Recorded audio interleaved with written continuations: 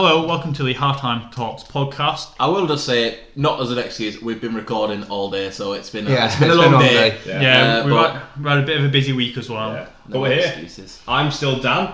I'm still Jake. I'm still Josh. Turn He's off. still on my left. And he's still on your left. We're Turn having them a off few again. issues. What's it say? Turn him off again. But yeah, no. So today, the stream won't be as long as our normal 2 hours. Are you mad?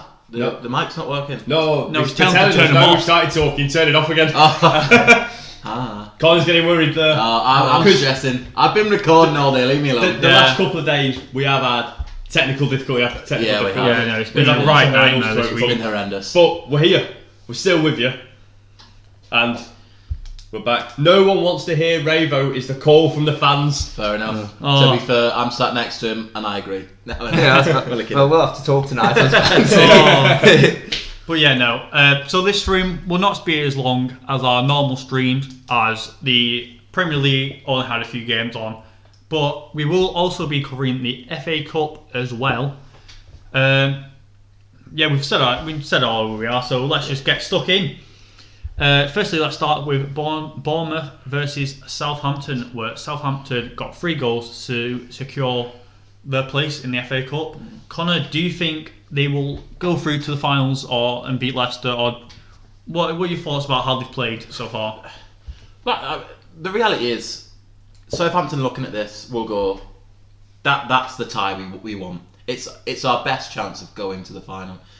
My point is, and it's probably not a point expected to be made by me, a Wigan fan. When we won it, we got relegated as well. But my point is, I think Southampton's priority has to be staying in the Premier League. Whether they risk it all and then try and win the FA Cup, yeah, it'd be fantastic, and it would probably put a bit of gloss on what's been a poor end to the season for Southampton, because we were talking at the start of the season that they were fantastic. Winning the FA Cup will put a bit of gloss on what's been a pretty poor season, but it's, for me, do they risk it all? Do they risk dropping out there? Because Fulham have got an awful run in, but the reality is a couple of good results for Fulham. Southampton are right back in the relegation. Do they risk resting players in the Premier League to concentrate on the FA Cup, risking dropping out the Premier League to win the FA Cup? We did it. Yeah, I'd rather have won the FA Cup, but for me, I think Southampton should probably focus on staying in the Premier League for me. Yeah, see, I agree with Banks' point. I think Southampton will look at it, and despite their bad run of form, I do think that they will feel that they can still stay in the Premier League. I feel like they'll consider themselves safe. An FA Cup semi-final is a massive thing for any club. But for me, and I'd love to know your guys' opinions on it, do you think that come the end of the season, if Southampton, say, get to the final, don't necessarily say win it, but they get to the final and they finish roughly where they are now on the table, do you think Southampton fans will feel that that's a successful season? They've got to a final, maybe if they've got silverware, they finish 15th. Do you think they'll feel that that's a successful season or not? Oh, Well, I think the key point, what you said, I don't think they're going to go down. They're too far gone for that. They're going nowhere in the league, so you do tend to turn to your cup runs then. And Leicester, whereas they're still fighting for something up at the other end of the table, I think the FA Cup's a lot more pressure on them now against Southampton than it is Southampton against Leicester. Like the Saints will be going into it thinking, if we can string a couple of runs together, if we can keep up this momentum, get to the final, I think it'll be like something they can look back on and go, it wasn't a horrendous season, probably not a successful season, especially how they started when they were a bit higher, but I don't think it's something they'll look at and go, oh, that season was horrendous. Yeah, I guess, to be honest, Banks, I think if there's any of us on the panel here that's probably most inclined to talk about it, I feel it obviously is yourself. Obviously with Wigan, you won the FA Cup and went down the same season. For you, how did you look back? Well, how did you look back at that season? And It was all. Look, the feeling of winning the FA Cup for Wigan didn't disappear for about 2-3 years. That it was massive for us. Like, it was huge to the point where, yeah, okay, it was horrible to be relegated from the Premier League. It was coming. I think we knew that season it was eventually. We won the FA Cup. Did it matter that we got relegated? Yes. Was it seen as a horrendous season? No, we won the FA Cup. So I think a lot of fans and me, that's a fantastic season. We won the FA Cup, but I think there's a difference between Southampton and Wigan, and in the extent that we won it, and it was insane. If Southampton won it, would it be as much of an upset as Wigan winning it? Yeah. That's the thing for me. Wigan winning it was huge. It shocked England. We won it. We won it against City. Would Southampton go and beating City be as much as an upset? No. I think, for me, focus on your league. If you can win it, if you get to the final, go and win it. Absolutely go and win it. But for me, they need to not go into this dangerous mentality of we're safe, because if Fulham pick up a couple of results, they're right in the relegation battle, and I think we need to stop forgetting that. But yeah, obviously winning the FA Cup, getting to a final doesn't put shine on it this season for me. No. For me, it doesn't. You get to the final and win nothing, fine. You've got to a final. Whatever. Yeah. If you win it, fine. You can finish 15th. You can finish just above the relegation zone. I think you've had a good season. You've won the FA Cup. You've got a trophy, and you're going to Europe next season.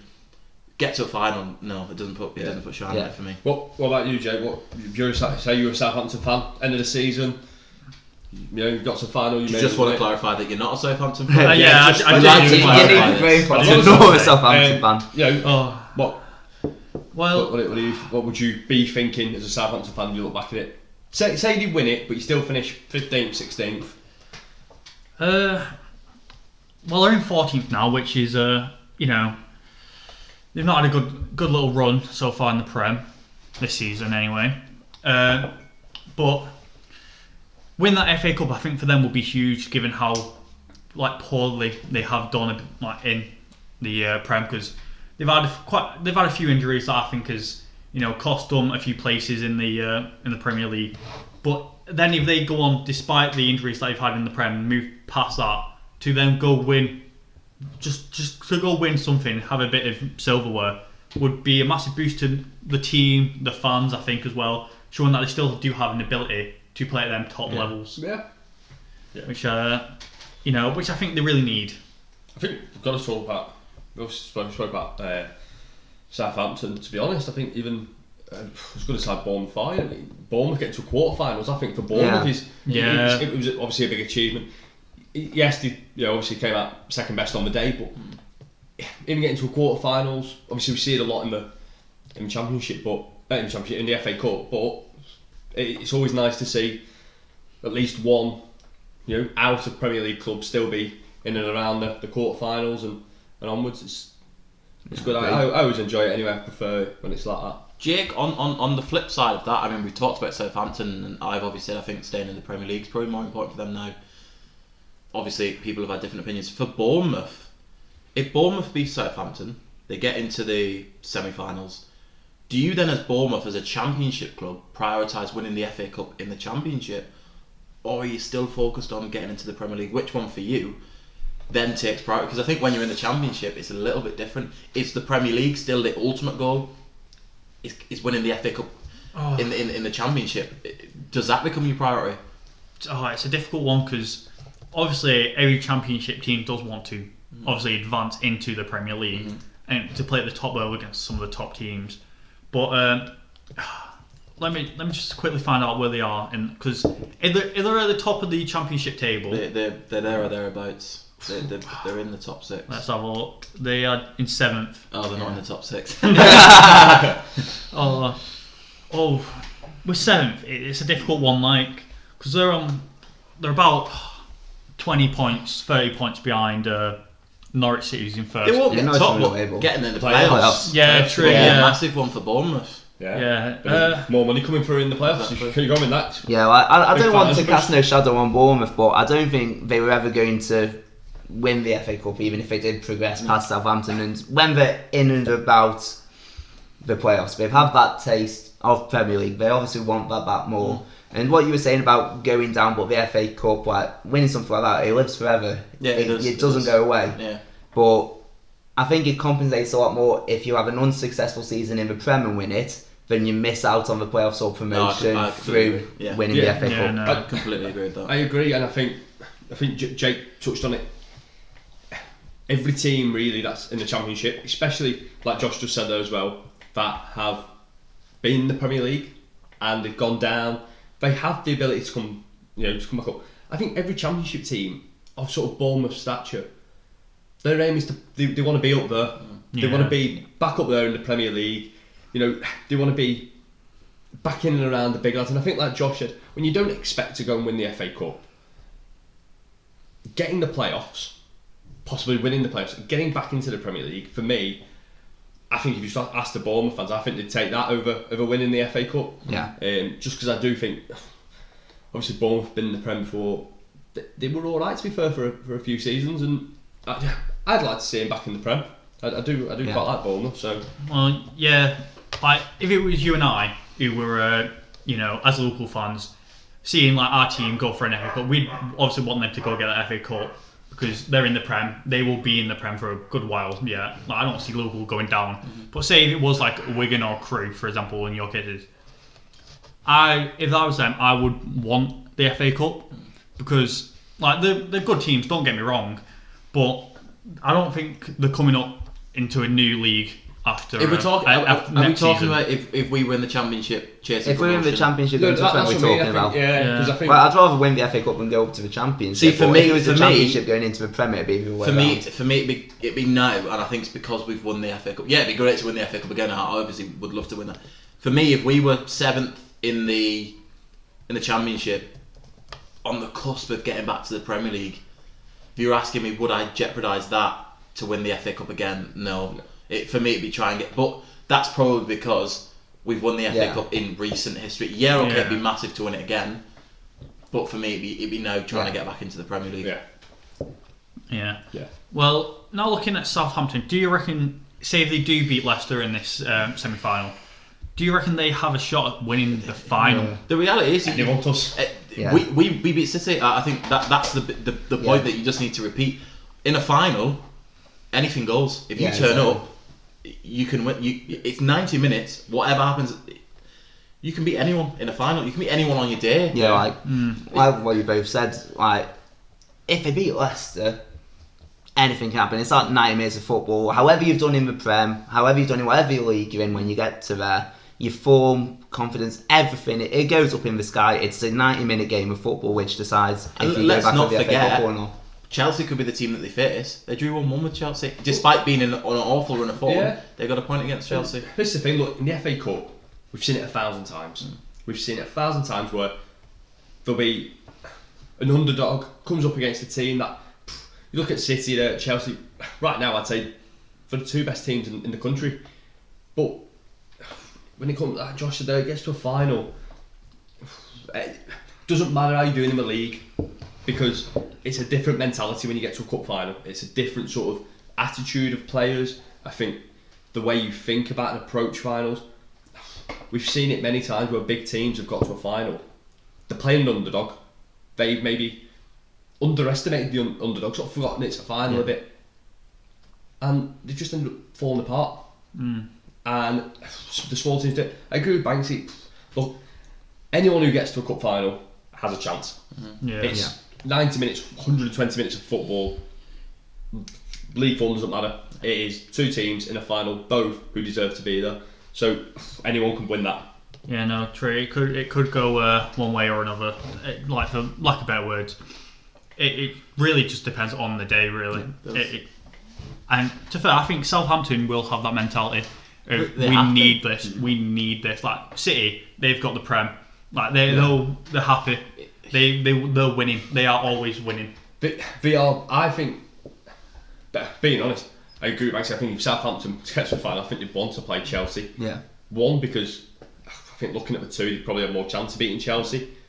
But when we talk about attitude and going into a final, if Man City go into that FA Cup final, we've still a chance of winning the quadruple. Yeah. I'll tell you now, there's not a chance they're going to turn down to Southampton. I mean, you watch when we knocked them out of the FA Cup when they could have done. I think they could have done the quadruple. We beat them when we were in League One, and I think there was a chance of them doing a. I don't know if they could have won 3 or 4 trophies in that season, and we ended the first one. And Pep was. I've never seen him so enraged. I don't think with City there's that issue. under Mancini, when we beat them, I think there's that issue of we could win the title, so it doesn't really matter about the FA Cup. I think with Pep, it's a completely different sort of mentality in the sense that he'll go to the FA Cup final regardless of whether they just won the Champions League, the Club World Cup, and every single trophy like on God's earth. He'd still want to win the FA Cup. Yeah. I think with Pep, that's mentality is not an issue. Yeah. So if Southampton get there, I think it'd be Chelsea they'd be wanting to face. Yeah. Well, since we've talked about Man City, let's look at their game against Everton, where they won 2-0. Mm-hmm. And obviously, City is seen as like kind of a fair. They're on a massive winning streak in the Prem. They're just winning. They just can't seem to lose currently. But do you reckon they will get the quad? You know, get all 4? No. You're not seeing it. Look, we've seen it before with City, where they've been in this situation, they've been in a position where they get to this point now in the season and go, we can still win all 4 trophies. Now, Banksy's nailed it on the head. Put in the pot for me. Banksy's nailed it on the head. It's not Pep's mentality that's the problem. City just seem to have this opportunity to win all these trophies, and then whether it be in Europe, whether it be in the FA Cup at times, they do fall apart. Europe's the big one.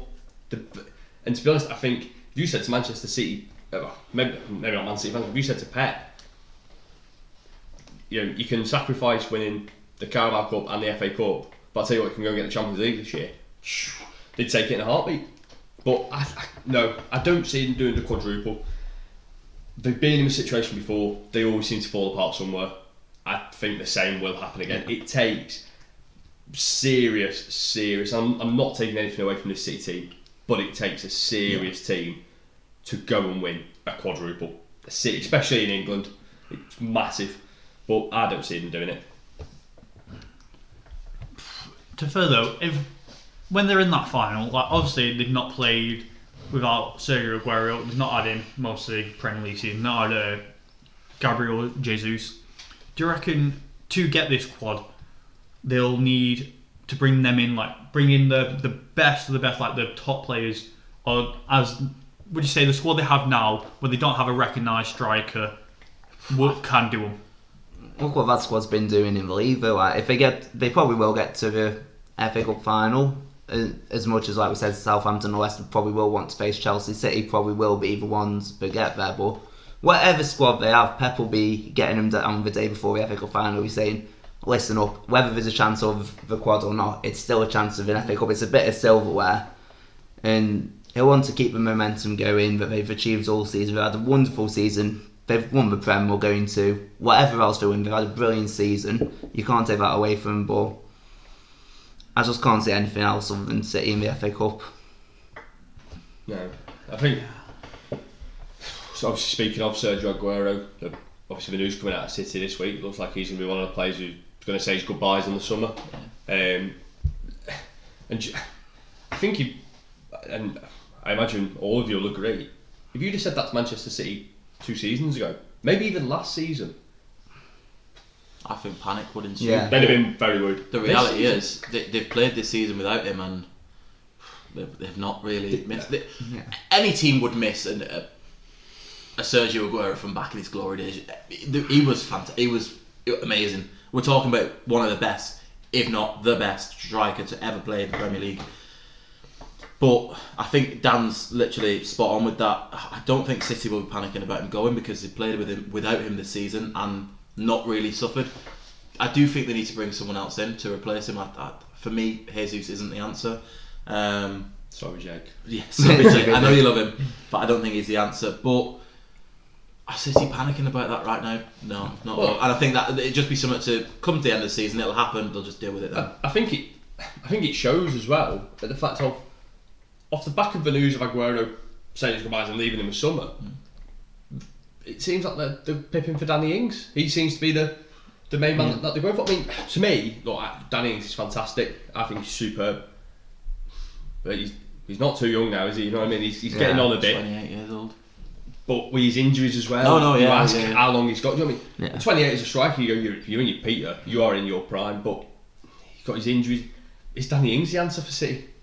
When you look at the players Man City are signing, I don't get how Pep's looked at that and gone, yeah, that's my answer. If he comes in and I would understand it if Danny Ings was coming in to be number 2 and he knew he was coming in to be number 2, because I think then he would give Jesus a chance. Not that that's what I'd do, but I think that's the reality. From what we're hearing, he's coming in to replace Aguero, which to me means Pep's gone, he's just my type to be my starting striker. Not for me. madness. It doesn't make sense. It's not a City signing for me, but I mean, knowing me, Pep will go and prove me wrong. You're like, if you're a Man City fan though, you've been linked with Haaland, you've been linked with Mbappe, news comes out on deadline day, Danny Ings has joined the Citizens, you'd be like, whatever, you won't be interested in it. What about for you, Jake? I know obviously you've got the love of Jesus, but Yeah, no. City, if we're going to go and sign another striker, to you, is Danny Ings the answer for them? No, he isn't. Like, this season, he's not played very often with Southampton. And when he has played, he obviously has, made them chances. He has, played very well. But I just can't see him being the person to replace Aguero. Like, I agree. He's just not the same level. Like, even if he's not even like close to Sergio Aguero. He's definitely not better than him. Is he better than Jesus? That's the question for me. I think, I say, look, and Jesus is obviously young, so he's still young.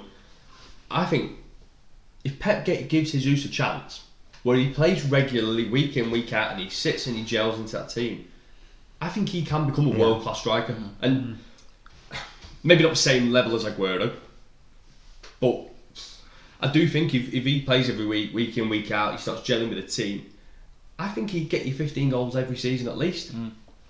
But then, like you said there, Josh, obviously, the news on the internet, the rumours on the internet is City linked with Haaland and Mbappe. How much truth there is to them, we obviously don't know. UEFA have obviously come up with this incredible plan today to dismantle financial fair play and basically allow freedom of money. Basically, let the big money clubs sign who they want, when they want, just so UEFA and FIFA and stuff can get a bit more money in it.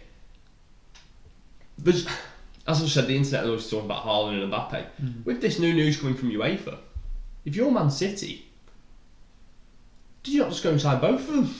You can afford it. And there's no implications. To be honest, probably never any implications on City anyway, but did you not just go and sign both of them? Or do you go, we don't need both of them, it'd be a massive wage, but we'll just take one? Or do you just take Danny Ings instead? I don't know what I'm taking out of those. I know what I'd be taking. Yeah, Is Chris Porter available in that one? but yeah, I think we'll just move on. Yeah, no.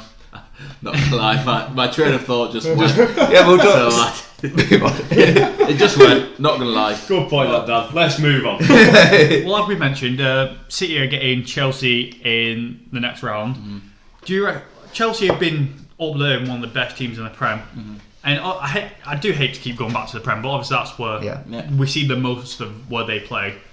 Do you reckon City could beat Chelsea, because they have put challenge up for most of the big clubs? What was that? Can City beat Chelsea because they put up a bit of a challenge for most big clubs? I think it just comes down to, it's Thomas Tuchel's first big challenge, sort of manager of Chelsea. It comes down to, again, like we said, it comes down to 90 minutes of football. Like, can they beat Chelsea? Yeah, 100%. Will they beat Chelsea? I'm not sure, and I'm very excited to see how Tuchel sort of does against the biggest side, because he hasn't had a big test as Chelsea manager. So I'm excited to see this one. Because I think, and we didn't mention it there, Man City were quite fortunate to beat Everton. Yeah. The goals came in the last 7-8 minutes. Chelsea were fortunate to beat Chelsea Sheffield were fortunate to beat Sheffield United. It's a very interesting tie, that Chelsea City, because you look at Chelsea's defence, and then you look at City's attacking. It makes for a great game. It really does. That could literally go either way. Yeah. Either way. Yeah, it's the little things in the game that will secure a victory for one or the other, I reckon. There is, to be fair, a part of me that thinks Chelsea will comfortably win this game. I don't know why. Yeah. There's just a part of It's it. just Reece James. Reece James. Obviously, Reece James plays a factor, but no, there's for me, there's a part of me that thinks first big challenge, and I think they'll come through. No, go on, Raven. I was saying similar to you. Since Tuchel's come in and how he's got them playing, City and Chelsea, they've both been half the world away from the rest of the league. So I'm really looking forward to watching it as a neutral. And Pep will have to have a massive one. Like we've said before, they're on for the quadruple. They've got so much to balance in terms of players, squad rotation, fixture build up. And you made a brilliant point before. We've seen it before with City. They tend to fade away. They do. And when that'll happen, I think that'll provide a big chance for Chelsea if it is to happen in the FA Cup. But I am looking forward to watching it from the neutral. Yeah. For me, Oh no, go on. for me it is the question of right now, which is better, Chelsea's defence or Manchester City's attack. Yeah. Chelsea don't seem to concede a goal at the minute. Can't remember the last time I saw a ball at the back of their net. And City seem to always score. Whether it last 10 minutes of a game, FA Cup tie, that's where you look at your players getting really tired and starting to wear down a bit. To come on and nab 2 goals at the end, found a way to win. For me, it comes down to that on the day, which is better, Chelsea's back line or Man City's attack. It's that for me is the test. Well, let's move on to Chelsea's game with Sheffield United then. As again, they secured a 2-0 win over them, moving them to play Chelsea now. And Chelsea playing Chelsea. Chelsea playing Chelsea? Playing City, sorry. I fancy Chelsea in that, wouldn't it? Yeah, no, it would be a close one, but yeah. But as Dan mentioned, Chelsea were lucky to win this game against Sheffield United. And what do you think, Connor? What do you think made Chelsea get that edge in the game? Like Overall quality. The reality is Sheffield United couldn't keep it up for 90 minutes. They were very, very, very unlucky and very unfortunate. I think Sheffield United have finally had that almost like a new manager bounce as such. Obviously it's not a new manager, Paul Heckingbottom, but I think they finally got over Chris Wilder going, and I think a lot of Sheffield United's players, from what I could see, it was a fight. It was probably a fight for Chris Wilder. Let's go out, even if Chris Wilder's not here, we're going to go out and fight. We're going to look good for the end of the season for him because this was his project. Yeah. There was fight in that team, and I hadn't seen that all season. There was a couple of games I'd seen it, but most of it there was no fight in them. I saw fight in that Sheffield United side. Yeah. Look, that's the thing. Chelsea didn't exactly run circles around them. They and for me, it's sort of the opposite of what you said. Though when you said it's sort of a new manager bounce, I think it's something that we rarely see in football these days, and it's sort of an old manager bounce of, like you've said there. Not let's go out and play because we want to impress a new gaffer, but we've got here, lads. Let's go out, whether we make it or not. Let's go out and put up a fight because look what that man did for us for this many years. Let's go out there and give it everything, everything we've got there. And look, if we didn't come away with the result, I think Banksy's nailed it. The quality on the day just prevailed. But Sheffield United, I don't think they'll have any enemies after that. And I think everyone sort of respected definitely the performance. But I think the fact that they went out and gave it a go. Yeah. As well, as Sheffield United are a lower league team, do you think they've been quite lucky to get as far as they have in the FA Cup? No, they've been very lucky with who they played. If I remember rightly, they've played some of the weaker sides every single draw. I don't know if you can. I was just going to have a quick look at that. Yeah, I was thinking the same. I remember them. I think they played Plymouth quite late on. They've had easier ties than I think most. I don't think they've knocked out anyone that you wouldn't expect Sheffield United.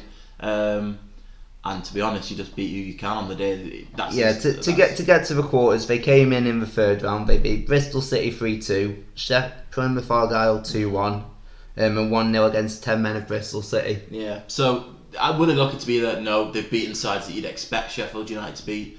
And very narrowly in 2 cases. Yeah, I was about to say. I remember the Bristol Rovers game, and they were very lucky to get. But that's when they were in a torrid run of form. But yeah, they managed to get. But the ties that you expect Sheffield United to get through. So were they lucky to be there? No. Were they unlucky to go out? I think so. Yeah. Yeah, no, it is a.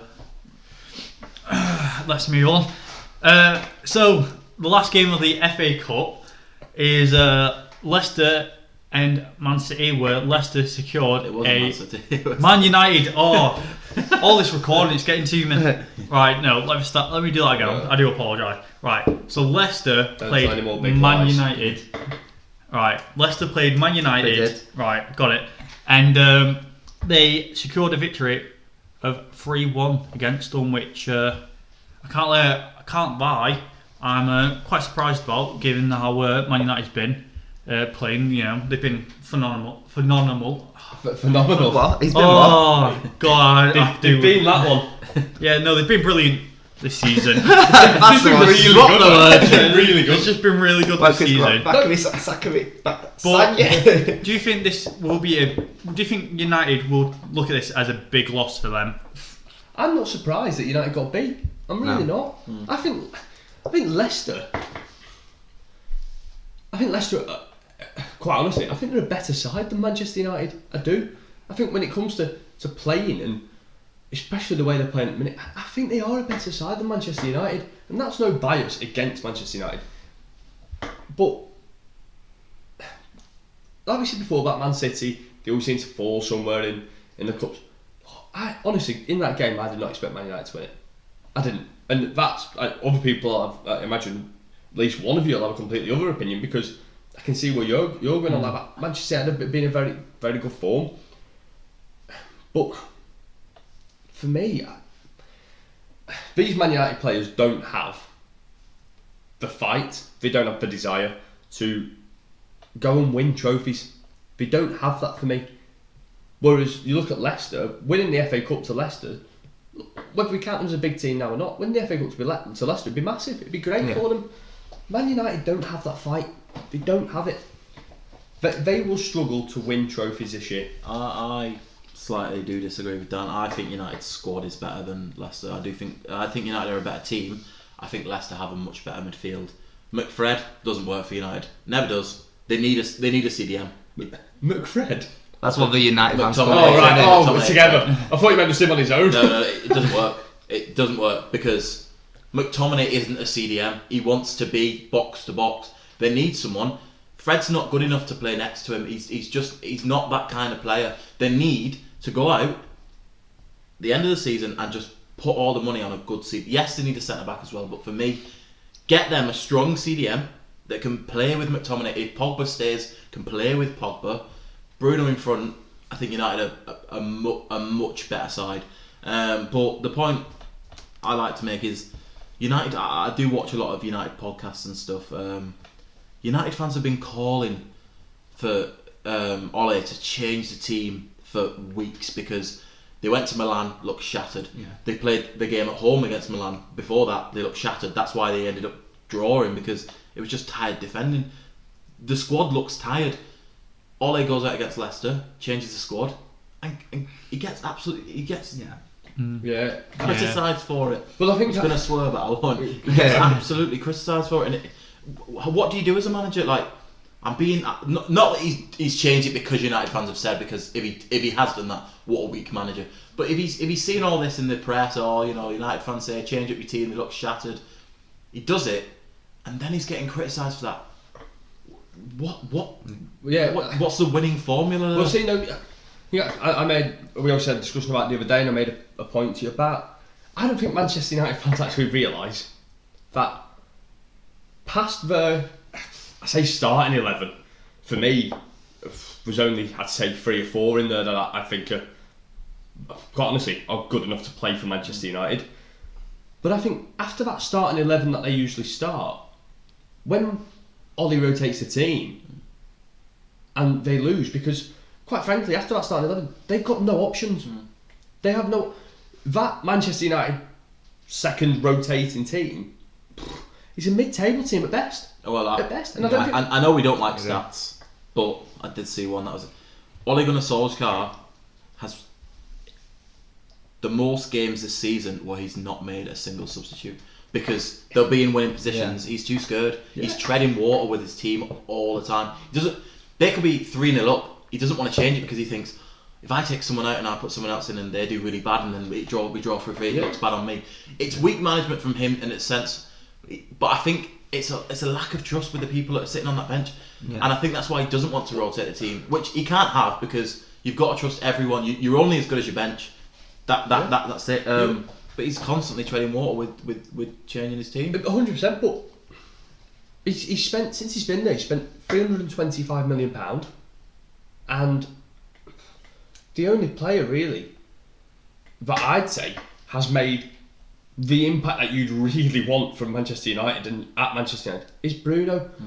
We're saying now he's got no option on the bench. He's scared to make changes because he doesn't trust his bench.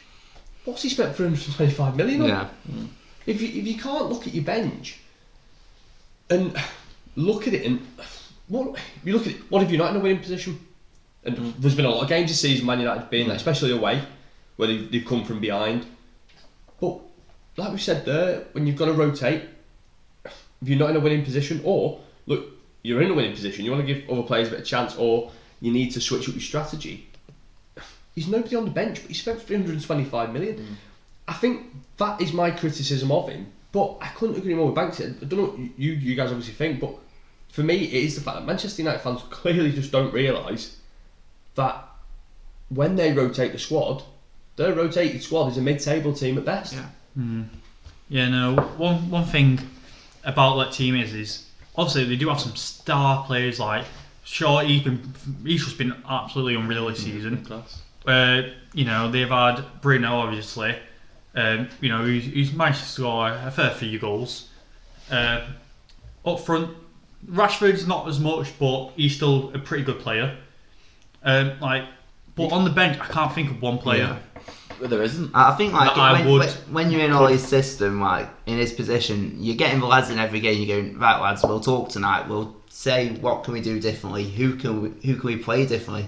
And then I think you hit the nail on the head, Dan. Where behind there, I'd probably say there's a few more than you said. I'd say it was probably like 7 who not a core of a really good team, but everyone's probably on the team sheet no matter what if they're fit. Behind that, there's not a lot. Like, it's not even something like, it's not just saying, oh, we'll roll with it and then we'll sort it out in the summer. He spent 325 million or however much he said. What does he have to show for that? I think for me is he clearly likes Pogba and either McTominay or Fred behind Bruno. That's his thing. You look behind that, you've got Matic, and I'm sorry, he's way past it now. It's not me. I loved him at Chelsea. He's just a walking fridge. He's awful. He doesn't walk, he doesn't go that quick, does he? Exactly. Oh, yeah. That's your option, and you're Manchester United. Like, wake up, seriously. You're United. You have to have the mentality of, we've got to at least challenge. If we can't go and win the Premier League, win an FA Cup, win the Europa League. There's, like Dan said, there's not that mentality. Wake up, you're Manchester United. Go and sign someone so that if McTominay can't play, if Pogba can't play, which is if Pogba goes actually, that's probably the most one. If Fred can't play, there's someone that you can put in and you trust to put in that's still going to do you a job.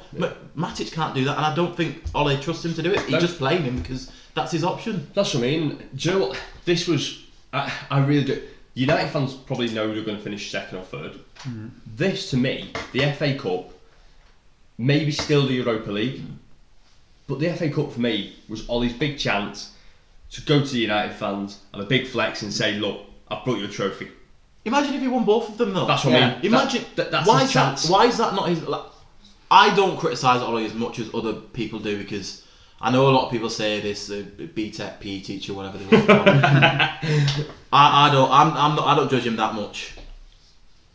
But imagine if Ollie won the Europa League and the FA Cup. Who can criticise him then? It's not a Champions League. It's not what Ferguson used to win. Finger didn't do it. What's his name? Van Gaal? No. Yeah, Mourinho did win the Europa League. If he won the Europa League and the FA Cup, he just turns around to United fans and goes, what do you want? Literally, because the thing is, it's not Champions League, but they got knocked out of Champions League, which was bad. But then they've got to have that mentality, and yes, they're still in the Europa League, but all right, they might have played well against Milan, but they didn't exactly win it comfortably. No. If he wins the Europa League, he turns around and goes, look, yeah, got knocked out of the Champions League, wasn't great, but look, I brought you the Europa League. Yeah. If you got the FA Cup as well, what can United fans? What surprises me most about it, and it's not necessarily a criticism, I don't think, of Ollie. It's more a bit of a surprise. Is that looking at the Man United teams he played in under Fergie, and the fact that they were winning things left, right, and centre, how he does not seem to bring that winning mentality to Manchester United, to the players. Is it him or is it the players that literally don't have it? Just probably a last point on United. Well, it was reported about 2-3 weeks ago that Ollie was going to get a 3-year contract. It looked like it was just going to happen in a matter of days. We're now 3 weeks on. Nothing's happened. He's not signed anything. Have United learned a lesson? Because when they first appointed him, he was obviously a lone coach from Mould, like whatever that is. They were playing fantastically. He signs a contract. They go on a bad run of form. Have United learned a lesson? Make him sign it at the end of the season. Don't risk this right now because they need to go and win something. And if the Europa League's a chance, if he signs that contract now, and what happens last time happens now, they don't win the Europa League, and there's a chance they drop from second. Yeah. Have United learned a lesson from that? From sort of everyone criticises United sort of at the top of the club, which I think is deservedly. Yeah. Have they learned a lesson with that one though? Making Ollie wait till the end of the season to sign a contract, or has Ollie even gone round to United and said, "Look, we'll talk later. I'm talking now on going to do the football part, then I'll sign a contract at the end of the season." Well, either way, I think if you look at United, and obviously the last few years, constantly been taking shots at all different managers. Don't win a trophy in a year, or you're gone. I hope they do give him time, and I hope it is a case of, like you said, let's wait till the end of the season, then sort it out. But obviously, again, everyone asking for Ollie out. All the United fans want Ollie out. If they don't win a trophy, they finish second. Do the board turn around and go, "You spent 325 million"? I think it's set. It's set. He's going to stay. I think even if they don't win the Europa League and finish second, I think he'll stay. I think even if they don't win the Europa League and finish third, I think he'll stay because I think that's just. I think you look at it and who are United going to go and get? And would it be harsh on Ollie? Probably. If he finishes second, third, is it awful? Yeah. But I think if you look at it and they've knocked out the FA Cup, don't win the Europa League, and then if they do drop out a second, are you looking at it going, is it risky from Ollie to not sign the contract now then? Knowing that what could happen, they could go and get knocked out of the Europa League next round. They could then drop to third. Yeah. All of a sudden, his job looks a little bit less. Well, Yeah. I mean, Josh, I'd like to hear your opinion on that. So Is far, it risky I for don't know if the contract has been offered or was talk about one, so whatever. That's the first I've heard. But what you were saying is, say they do go out of the Europa League, say they finish fifth, without in the quarterfinals. It's a bad season. You're looking at from For your from team being like an Man United, it's a bad all-right season. Like too. little by little, they had up going out in the quarterfinals of the FA Cup, out in what are they now, round of 16 quarterfinals in Europa. Yeah. Finished third in the league. You spent 320 million. As much as I think Ollie's done okay, especially given some of the big managers that have come into United and failed since Fergie. If you're putting yourself in the United's board position, that's not a good season. No. No, I agree. Like, I'm a big fan of Ollie, but that's what you have to say. I'd like to see him stay, but I think he's probably been clever. Or the board think they've been clever because of what happened last time. But if it's Ollie that's gone, look, we'll talk later. I'll concentrate on the football. At the end of the season, we'll sort that out. I think that's risky because, like you just said, you smashed it there. You fall out of the Europa League now after going out of the FA Cup. Then you drop into third. I think the board have every right to go, look, well, actually, we're going to look somewhere else. Yeah. I don't think they will, but they have every right right to do that. What do you think on that, Jake? End of the season, yet again another season, no finals reached for Manchester United. Yes, third in the league, but again, no finals reached, no silverware. Yeah, it's a tricky one because obviously it's a weird season. It is like every team has had a bad little run this season. Well, except from like City, who've just and Sheffield United do had a 36 game bad run. they've been alright this season, but most teams have had a little period where they have struggled, and I feel like United yes, they spent all this money and they've had nothing to show for it, but I reckon it's just a bad season, and I don't think they should really judge this season. Like, obviously, you do need to look at a few things like how they've managed to cope and all that, but I feel like they should extend, like, even if they just do it for another year, just let them manage for another year in a proper season. But it's not this season. I think next year's a big one for Ollie.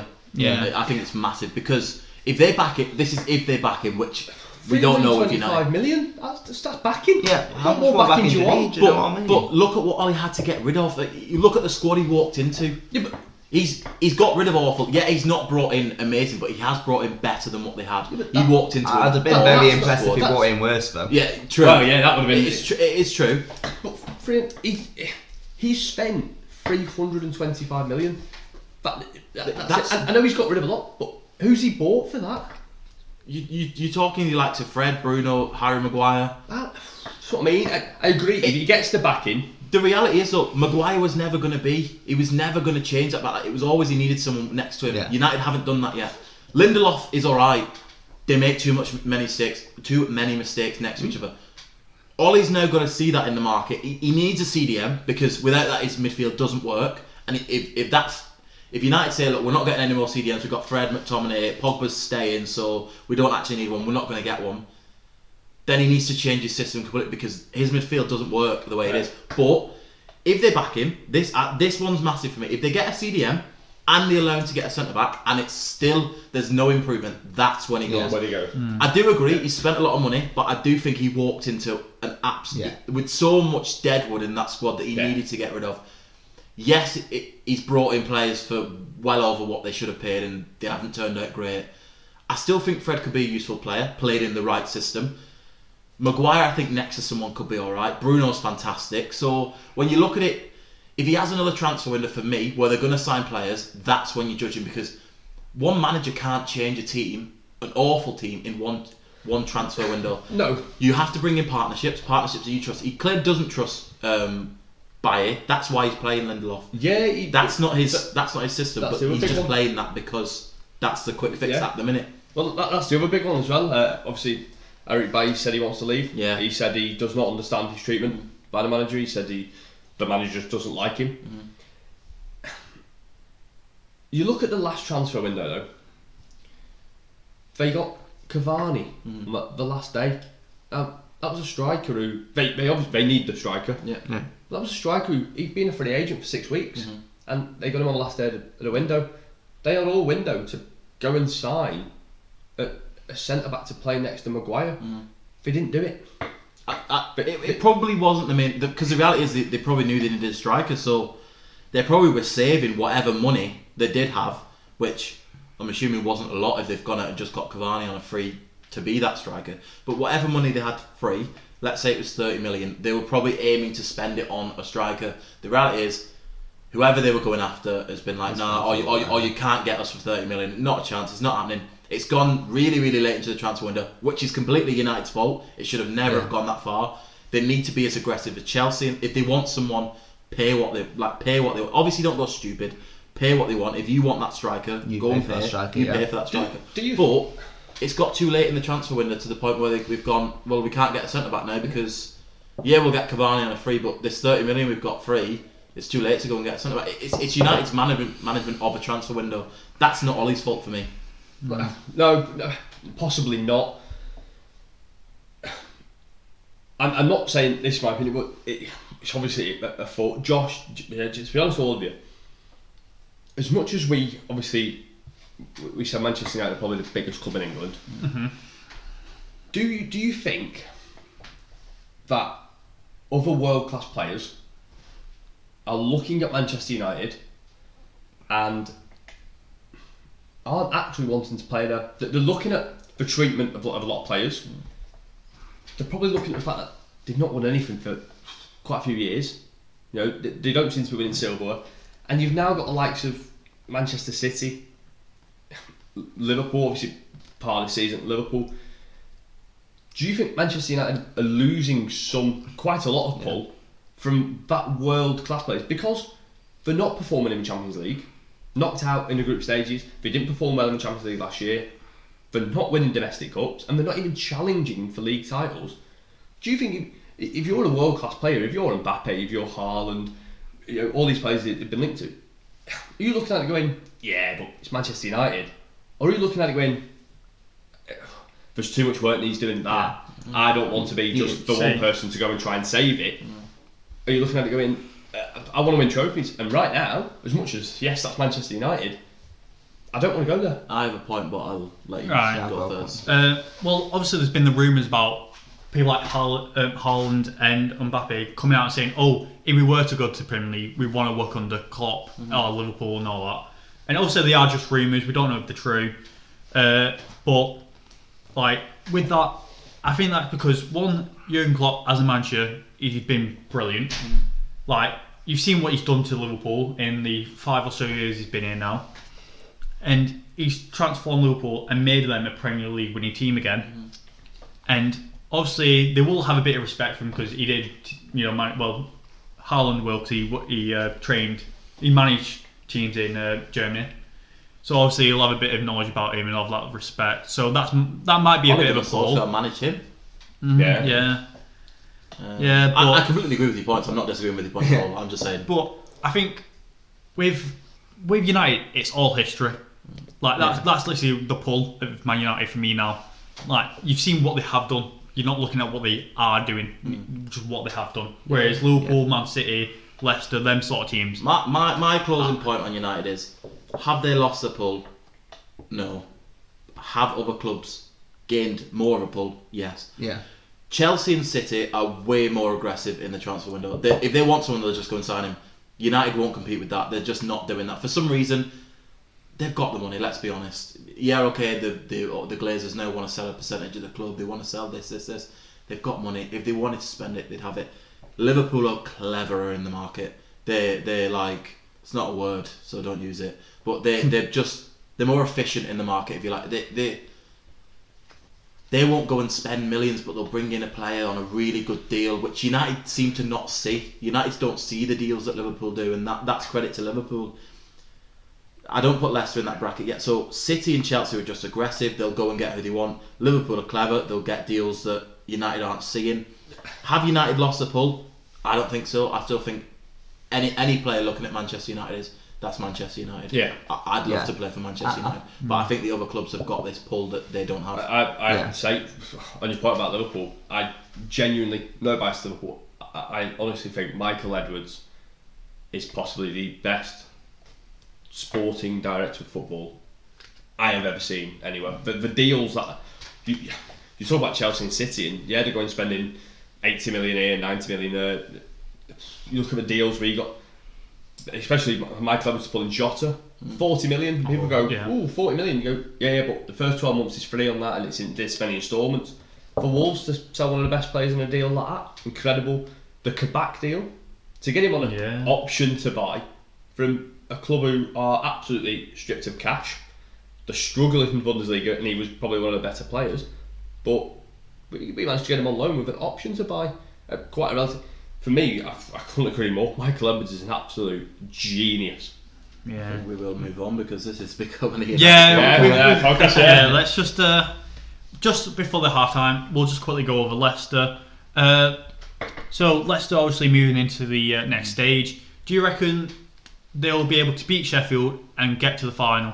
Well, I think they'll have a very good job of beating Sheffield. I imagine Southampton will turn up and win. We're not playing today, lads. Oh, I've done it again. Yeah, if they beat Southampton, do you reckon they can beat Southampton and get to the final? They should do. Yeah, they should. But again, it's. I think it comes down to what Leicester prioritise. Yeah. Because there's every chance that another team creeps up on them and they drop out the top 4. Yeah, they'd still get Europe because he wouldn't drop it. But are they going to rest a team for the FA Cup, or are they going to rest a team in the league to try and win the FA Cup? I think it comes down to which one Brendan Rodgers prioritises. I don't know which one he'll do, to be honest. I can't even predict.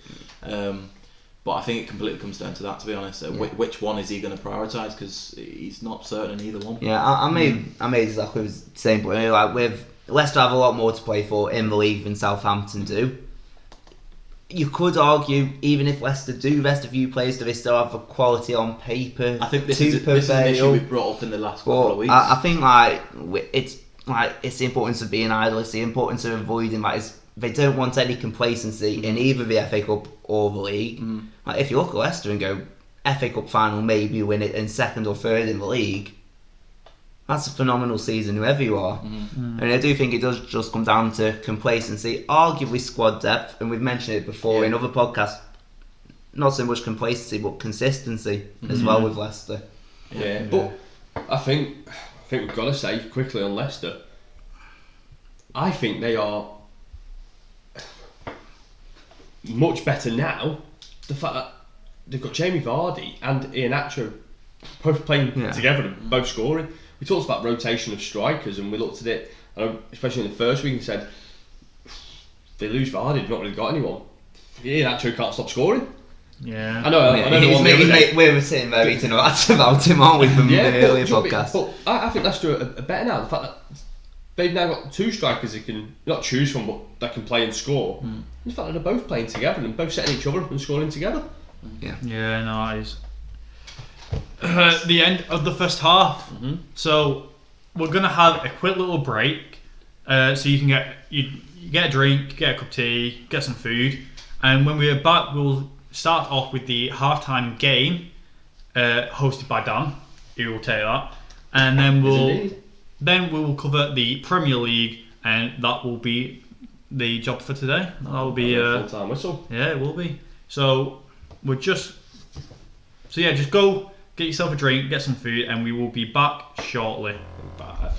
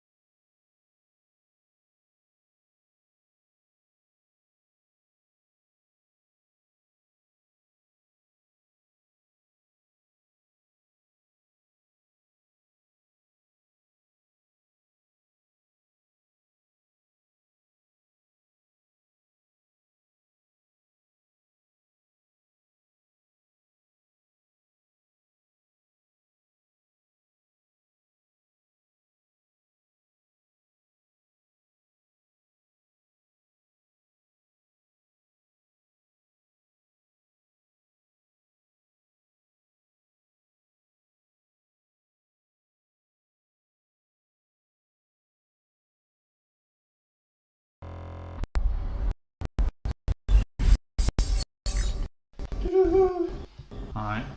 We're back. I'm here. Hi. So we're here for the halftime game. But breaking news before we kick off the halftime game, we have had a TikTok go live. So go over and check it out.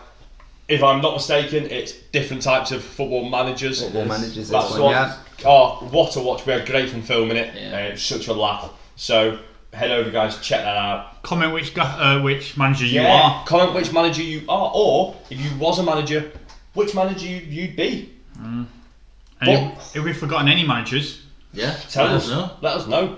But we're going to kick off today's halftime game show. This is basically the part of the podcast where Mr. Jake over here, we try to educate him a little bit on football, or Jake educates us on things we didn't know. For example, Vincent Kompany played for Crystal Palace. yeah, you Apparently. did. So this week, in episode 1, we had football club badges. Yeah. So this week, we're going to have international badges. So we've got a few in here that we are going to kick off with. So, Jake, there's no 2-point system this week. Every badge is worth 1 point. Okay. Mr. Ravenscroft is going to keep the scores for me. Yep. Just setting up a scoreboard. Setting up a scoreboard. Look at this. This is why we're professional here. I love it. So, I will now show the viewers the first international badge that Jake is going to try and guess. This week, Jake, and we say this every week, I'm expecting you to get some points. I'm just Okay. laughing because of your awful performances. Yeah. in the Yeah. I'm just laughing how his head's gone already. I've just sort of- I've uploaded our very professional scoreboard and he's For giggling. the viewers, this is the first international badge you will be trying to guess. There it is. Easy one. Nice, Okay. easy one. Jake, Oh, okay. name the country. Read the letters. AFC. Not AFC. Why did I say AFC? AFA.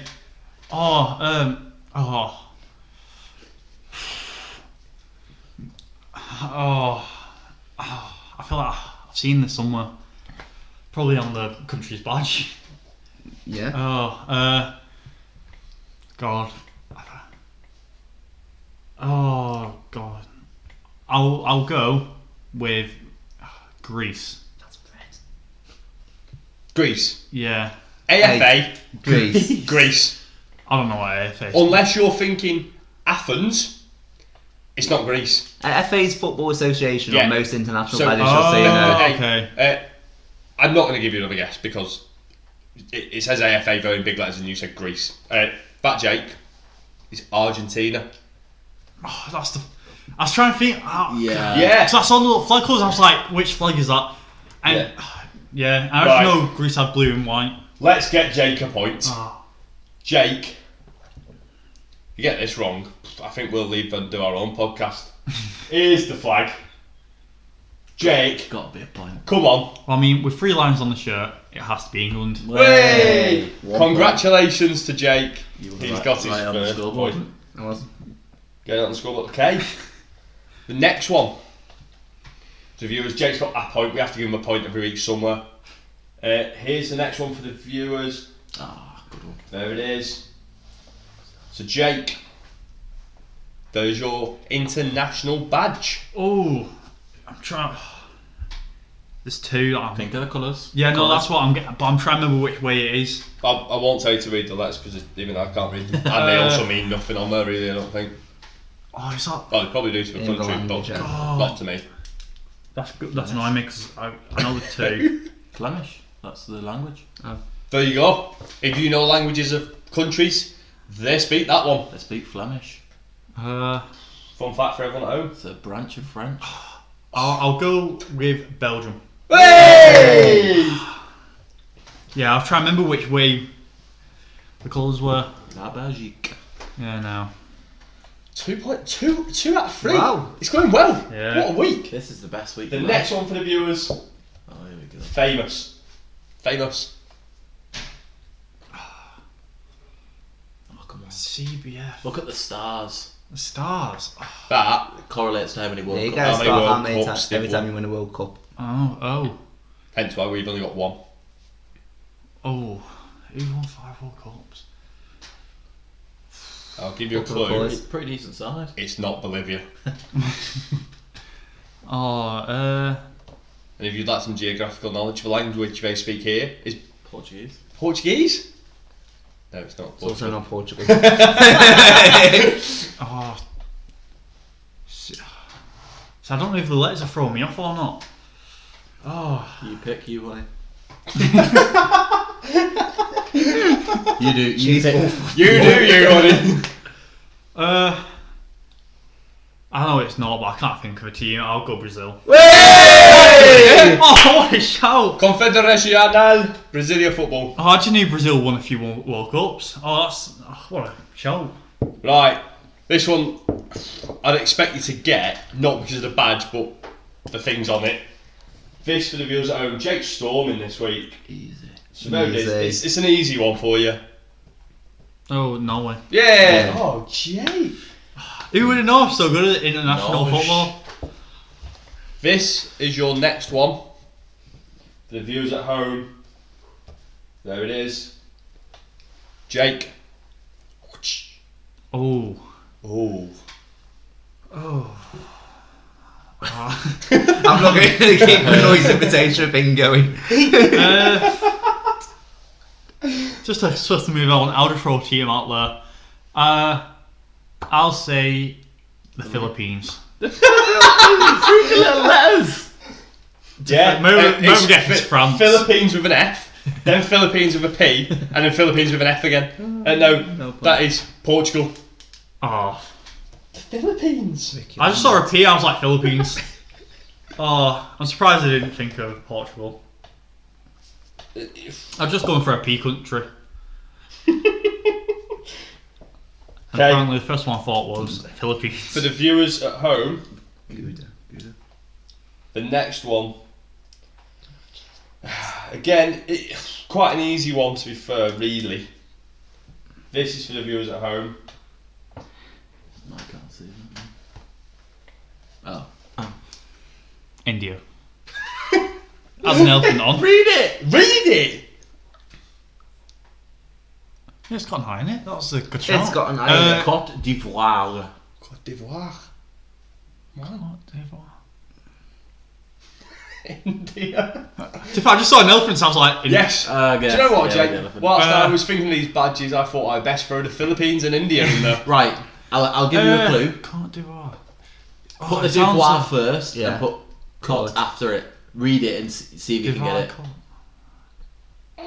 it. Ignore the D at the start. Ivoire. Ivoire Côte. Ivoire Côte. Come on. Ivoire Côte. Because the D, Close. the D is really like the. So it's the Ivoire Côte. Ivoire Côte. I felt. Oh, I believe in you now. Now we've reshuffled everything for you, Yeah. we've told you what it means and everything like that. Cool. The only thing we've not told you is the country. Ivoire Côte. Oh, The d'Ivoire Côte. I have no idea. I'm just gonna say Ireland for the colours. I don't know. You Why said would it- I've like twice in Why my would it be in sentence. French? Yes, all them famous Irish people who just call Ireland de De Côte Côte d'Ivoire. It's Ivory Coast. Oh, well, I've got that. Ivoire, Ivory, Côte, Coast. Yeah. Jake. But India and Ireland. Well, I saw an elephant. I was like India, and I saw colours, and I was Who's like going to win the World Ireland. Cup first? India, Ireland, or the Philippines? Right. Another question for Another another question. podcast. No, I'm back to my normal form. So how many points are we on? 4. For Jake, for a nice total of 5. This is your badge. For the viewers at home, this is his badge. There it is. I can't see that. Ah. Oh. Oh. I've got 4 stars. So that's a World Cup winning Good. side. Fact, this country won the first ever World Cup. Oh. In 1930, for a bit more fun information for the podcast. Oh, we love a bit of education here at Hard Time Talks. Banksy might even tell us what language he speaks. They don't have one set language. This is how good they are. Those badges, stars, they're actually how many languages. That's for each actually never won the World Cup. Yeah, nothing to do with the World Cup. That's how many languages to speak. The flag's sort of on the badge. Yeah. Can't wait for this one to be like Scotland or Morocco. Little clue for you. It's Not neither there. of them. It's not there. It's neither Scotland nor Morocco. Come on, Jake. For the viewers at home It's again, difficult. this is one that Jake is struggling with. This is an hard one. There it is.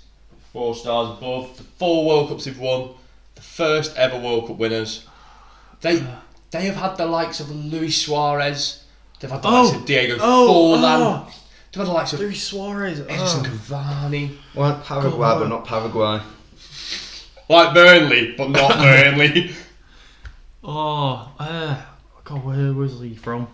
Where are they from? Oh, They're all from the same You're place. a guy, aren't you? well, it's Uruguay then. Hey! I'm not giving you a point. Yeah, no. I was going to do the same. Right, if I'm a girl, You're not a girl. You're a guy. Hey! Well, Jake, you started well. Yeah. You finished I'm a terribly, bit but Finished on 4. it's not how you start, it's how you end. And Ireland isn't the Ivory Coast, and Portugal isn't the Philippines. Yeah, no, Ivory Coast would have never have got. Finish on Brie. Cherry on Brie. Thierry Henry. Oh, this was a scoreboard Banksy goal. We were actually just researching, if you'd like to show, we were researching types of cheese. Yes. That's how professional we are here, we, guys. we were hoping you got the Holland badge up so we could have just zoomed in on the Dutch cheese On the to see if Dutch we would have cheese. noticed. Oh, But yeah, no, yeah. that's why we're cracking up at the start. Let's But- go. Yeah, now we are Crazy, moving crazy. on to the 4 Premier League games that happened this week. So, starting off with Fulham versus Leeds to a 2-1 victory to Leeds. So let's firstly start Fulham being on the lower end of the table. Had they signed their fate? I think they're still top of the relegation zone, if I'm not mistaken. Yeah, they are. Yeah. But they just came to be starting to get a bit of a losing streak going, you know, because they did have a bit of a run where they were just winning a few games. You know, it seemed like they could, but looking at it now, do you reckon they're now just staying relegation? Is that how like Fulham fans keep positivity? They say we're at the top of the relegation zone, right? We're actually at the top of it. We're at the top of that little. We're not the three best of the rest. We're Yeah. the best of the worst. We at the top of the relegation zone. But yeah, no. Do you reckon they're getting above the line? Like for the past few weeks, we keep saying, there's a chance," but every week they're still. We said, I think I said this last week, this game was pivotal and they've lost it. Yeah. We've looked at the running, they've got an awful running, but this game was one of the ones where they just had to win, and they haven't. They've lost, they've not even got a point. I think we're now close to saying, if Newcastle grab a result somewhere, They've still got that game in hand. What I've talked about so much, I've made the point numerous times. It's in their own hands. it is, but I think we're talking about now, it's only a matter of time before you say Fulham are going down. This game was crucial, and it just seemed like the run that they were on was probably just a bit too good to be true, a bit too good to maybe like carry on. But I think that game was. I think that game's massive. It's a massive loss for Fulham. I think Sheffield United, West Brom was saying, "Come on, Fulham, bring it on down now. Let's start preparing for next season and hopefully go again and bounce back." What we have talked about in other podcasts. Well, yeah. I've said for weeks now. I think that they're going down. I don't think they're at the point yet. For me, where Scott Parker will be saying, "All right, let's focus on next season." Knowing Scott Parker, and to be fair, knowing Fulham, the fact that at one point they were miles away, they looked like they were done. They made it close, they made it respectable. I do think that they will just, they'll keep fighting, but at the end of the day, you know, Scott Parker's got that sort of, he's got to get Fulham having that sort of, for Scott Parker and the fans, that die for me attitude. For not having it. Talk about United having the mentality of winning things. Talking about trophies. Fulham don't seem to have a mentality half the time of winning games. Now, fair enough if you're not winning games against the likes of Man City, but we watch them against Liverpool. They turn up, they're fantastic, but then they can't beat the teams around them. That to me it's a mentality problem as opposed to an ability problem, because they're clearly good enough because they come and beat the big teams, but they can't beat teams around them. We've said it for weeks now. If you don't beat the teams around you, you won't get points. Yeah. You will not stay up in the Premier League. I agree with you completely. I think it's getting to a point like, albeit it's probably with a sense of acquiescence, but they are probably getting to a point now where thinking we've had the crucial games, we've got nothing from them. We mentioned last week, probably the week before that as well, looking at the run-ins, they've got a tough one, so your Leeds, I think we've still got to play Newcastle, but I think Newcastle will be clear by the time that game comes around. And I think unfortunately the bottom three is decided now. I'm not sure about decided just yet. I can still see Newcastle maybe slipping in because they're not too many points above Fulham. They're not. And I want to be with you on your point because I love an exciting relegation sort of going to the last day. We've had some incredible days of last day drama. But I just can't see it. And it's not, for me, not a quality of Newcastle. It's the fact that Fulham just are not picking points up. If you're not doing that, if Fulham keep losing and also Newcastle keep losing, well, the points stay the same. The point difference stays the same, so it doesn't really make a difference. Like I said, I do want to be with you, but I think Fulham just are worse off than the other teams above them.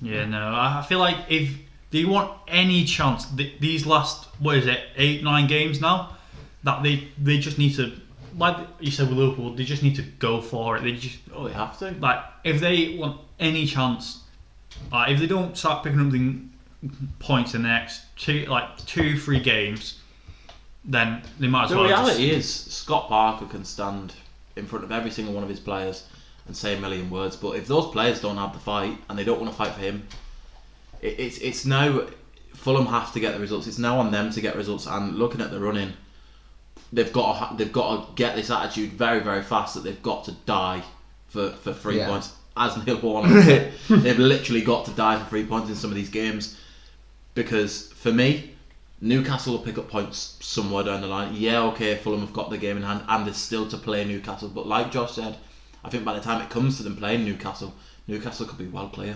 Fulham need to die for points now, because it's slowly becoming not in their hands anymore. I'd argue the exact same sentence. Like, we've been about mentality. I'm not going to go back to United podcast, but we've said, like, when it was for Fergie United, they die for him. The players aren't dying for Scott Parker right now.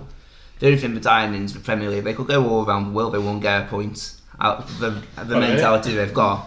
No, and it's a shame because, as we said, Fulham they've got to go. They just got to go for it. But what I don't understand is, when we've watched them this season and they've gone at teams, we all then sit here on the Wednesday, and I'm sure many other fans do, around the world, and say, fair play. And it's a respect. Whether they win, lose or draw, it's a respect of, do you know what, fair play, you went there, you attacked. Just like we did against Liverpool. You went there, you attacked, did you against City for a little bit. When they go to, like, Leeds, when they start going to games where they don't really go for it, that means when I sit here and I say, why would you not go for it? Why, if you fancy yourselves against Liverpool at Anfield and at Craven Cottage, why do you not fancy yourselves against Leeds? Why do you not fancy yourselves against the other teams that are around you? Go for it in those games. It probably comes down to, and it's nothing personal to Scott Parker, because never really been in this situation before, but it's probably coming down to he's never been in this situation as a manager where you've now got to go and get results. He probably, he will have known that Leeds is one of the games in this running that they have to win. It's probably going to come. It's coming down to he's inexperienced in this situation, and he should have just carried. I think he's probably just got a bit scared. Maybe we've got to beat Leeds, rather than just going at what had been working for the past couple of weeks. He's probably trying to look. Let's not lose this game. It shouldn't have been that. Let's go and win this. Let's do what we've been doing. Let's go against Leeds like we did against Liverpool at Anfield. Just go at them, because Leeds can't defend. We're talking about, you'd score goals against Leeds. Yeah, okay, they scored one. You'd score 3 or 4 if you went at them. You really went at them. I think it probably comes down to him never being in this situation before. He's probably gone, look, we can't lose this game. We really can't lose this game. And in probably tweaking at the odd few things, they've lost this game. Yeah, I know myself. I don't know what, obviously, your guys' opinions on him are. I do rate Scott Parker as a manager. I like the way, again, I'm not going to say all the time, I like the way at times we've seen Fulham play. I like the football that they're playing. For myself, if they go down, I think they will, but I hope we stick with him. And I think if he loses that, like you said, Scott Parker's quite inexperienced. I think maybe he'll look back at the end of the season, obviously reflect on a few things, and I think Fulham always seem to come back up. Maybe if you do better next time round, if that mentality changes. But I think obviously Scott Parker's new to the Premier League as a manager. Honestly, I don't know myself if I'd have done a better job with that Fulham team compared to what Scott Parker has actually done. Yeah. I don't know what. Yeah, I agree. I'm a big fan of Scott Parker. I hope His jackets make me smile. we all like Scott One Parker. thing I'll Like, miss. Some of the best jackets. One thing. we all like Scott Parker. Like, I know he'll go on to manage at Premier League, be it with Fulham or not in the future. Like we've said, like you've just made the point of, I hope he stays at Fulham. I hope he rebuilds them. I hope he brings them back into the Premier League. He seems to have a good thing going there with the board, with the system he's got them playing. If he can hold on to a few players, you mentioned before, if they do go down, they're in the best position to come back up. And I really do hope he can do that, because I do think he's going to be a good top flight manager in the future. Just a quick question to all of you, to any of you. Fulham are probably, in recent years, the most yo-yo team. Up, down, constantly. To you guys, what is the protocol for Fulham coming up and staying up? What have they got to do? It's the impossible question, isn't it? Yeah. It's it is I a really like tough question. I think that. what they did the first time, I think they went through 4 managers, which was clearly they'd spent 100 million, then went through 4 managers, maybe 3 managers, can't remember. Some head. That was clearly the wrong way. I do like how this season, even at the start when it looked like they were going to get like 13 points, if that, they stuck with Scott Parker. They stuck with him, and I think they learned the lesson from the first time around. But the reality is, I think they've been much better this time in terms of investment. The players they've brought in, they've stuck with the manager, and yet we're still talking about Fulham dropping back down to the Championship. I genuinely think it's I don't know what it's going to take. I think the only thing that it's probably going to take is for them to come up and there be 3 teams worse than them, and then they build on that. Because right now it's just looking that every time they come up, unfortunately, they're in that bottom 3. They are one of the worst societies, and it's harsh to say because we've watched them and they've been fantastic. It's like they're allergic to staying up. In terms of like, though, what you said, in terms of going on to like build, develop a project, if you like, a team that will be. They won't be challenging him, let's not fool anyone, but like a solid Premier League team who's not going to be relegation threatened.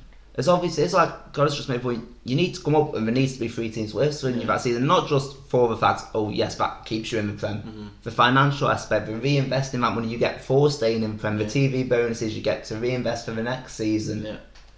And it's massive. It's that first season and then building successfully, but again, not going out like we've seen with QPR and Fulham. When they've come up, you've got money, you've bought in 12 new lads from Morocco or wherever you want, get them in from where you think they're talented. They've come in, can't talk to each other, can't play football together, crashed and burned with a big dare. But if you can come up, invest wisely in that season, build on it, even if it's just from going to 17th to going to 14th and 6 points clear, then going, having another season where I'm going, you know what, we've got had a few seasons, we've got 400 million just for staying in Prem, let's try and sneak top half.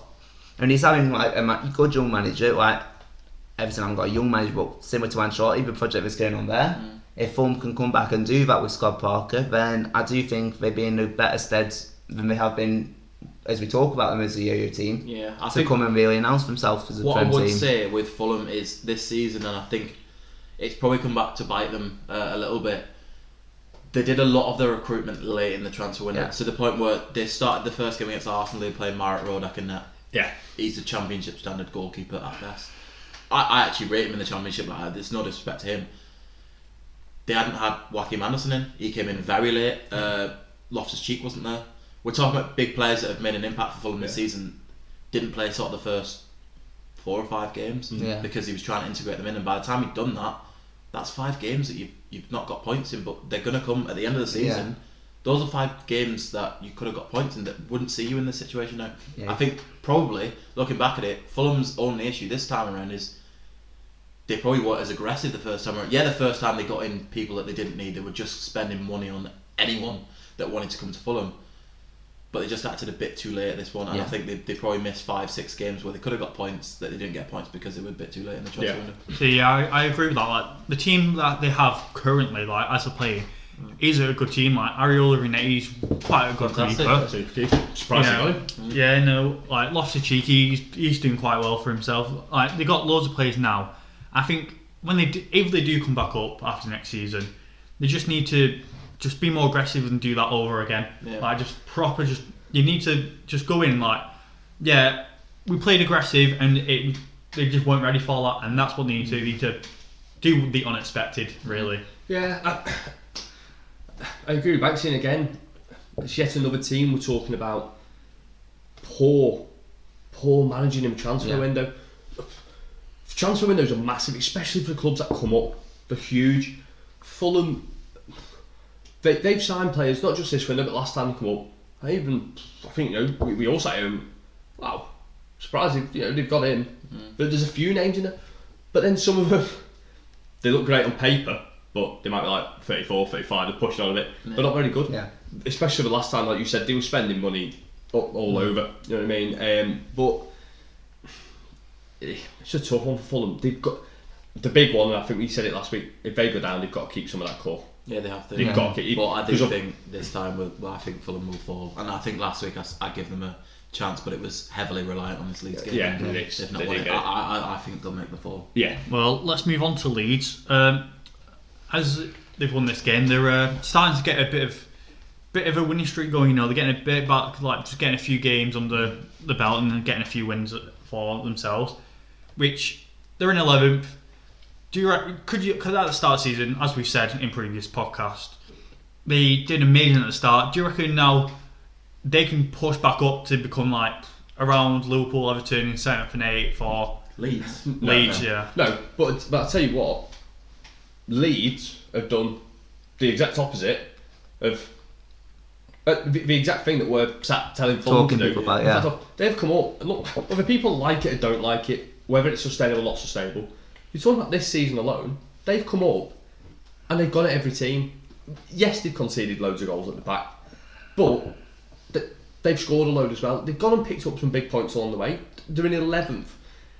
Yes, they were unbelievable in the Championship, but to come up to the Premier League in your first season in the Prem in, how long was it for? 13, 14, 15, 16 years? Something bloody long time. Like long time. To come back up in your first season after that, and the Premier League has changed so much since they were last in it. And even if they finish in 11th, it's a success. It's a massive, it's a fantastic season for them. Leeds are different in the fact of next season they've got to go and finish there or thereabouts again. Not, I wouldn't say push higher, but if they finish there again next season, start to build themselves as a stable Premier League team, then it's fantastic for Leeds. It's great for the fans. I don't even think it's that for me. I think Leeds. I know you've talked away from the podcast about Leeds maybe being in a relegation battle next season, which I think if they don't go and invest cleverly, I've used that word again.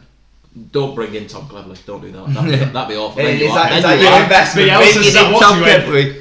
Why have I not thought about that? He could be onto something. Tom Cleverley. Don't bring in Tom Cleverley because then you are going it. But I think if they don't go and, for me, get another centre half, probably another holding midfielder. I think Leeds next season just need to concentrate on staying up again. I still think that needs to be the target. Yeah, they might finish 11th, 12th, maybe even push 10th. I still think next season, regardless of where they finish, they have to look at, we've got to stay in the Premier League again. I think maybe even the season after that, you're still looking at, let's stay up again. Then after that, if you're still comfortably in mid-table, that's when you start to go, let's invest, let's try and now push. Well, not push top 4 because that'd be stupid. Let's try and get in the top 7, top 6.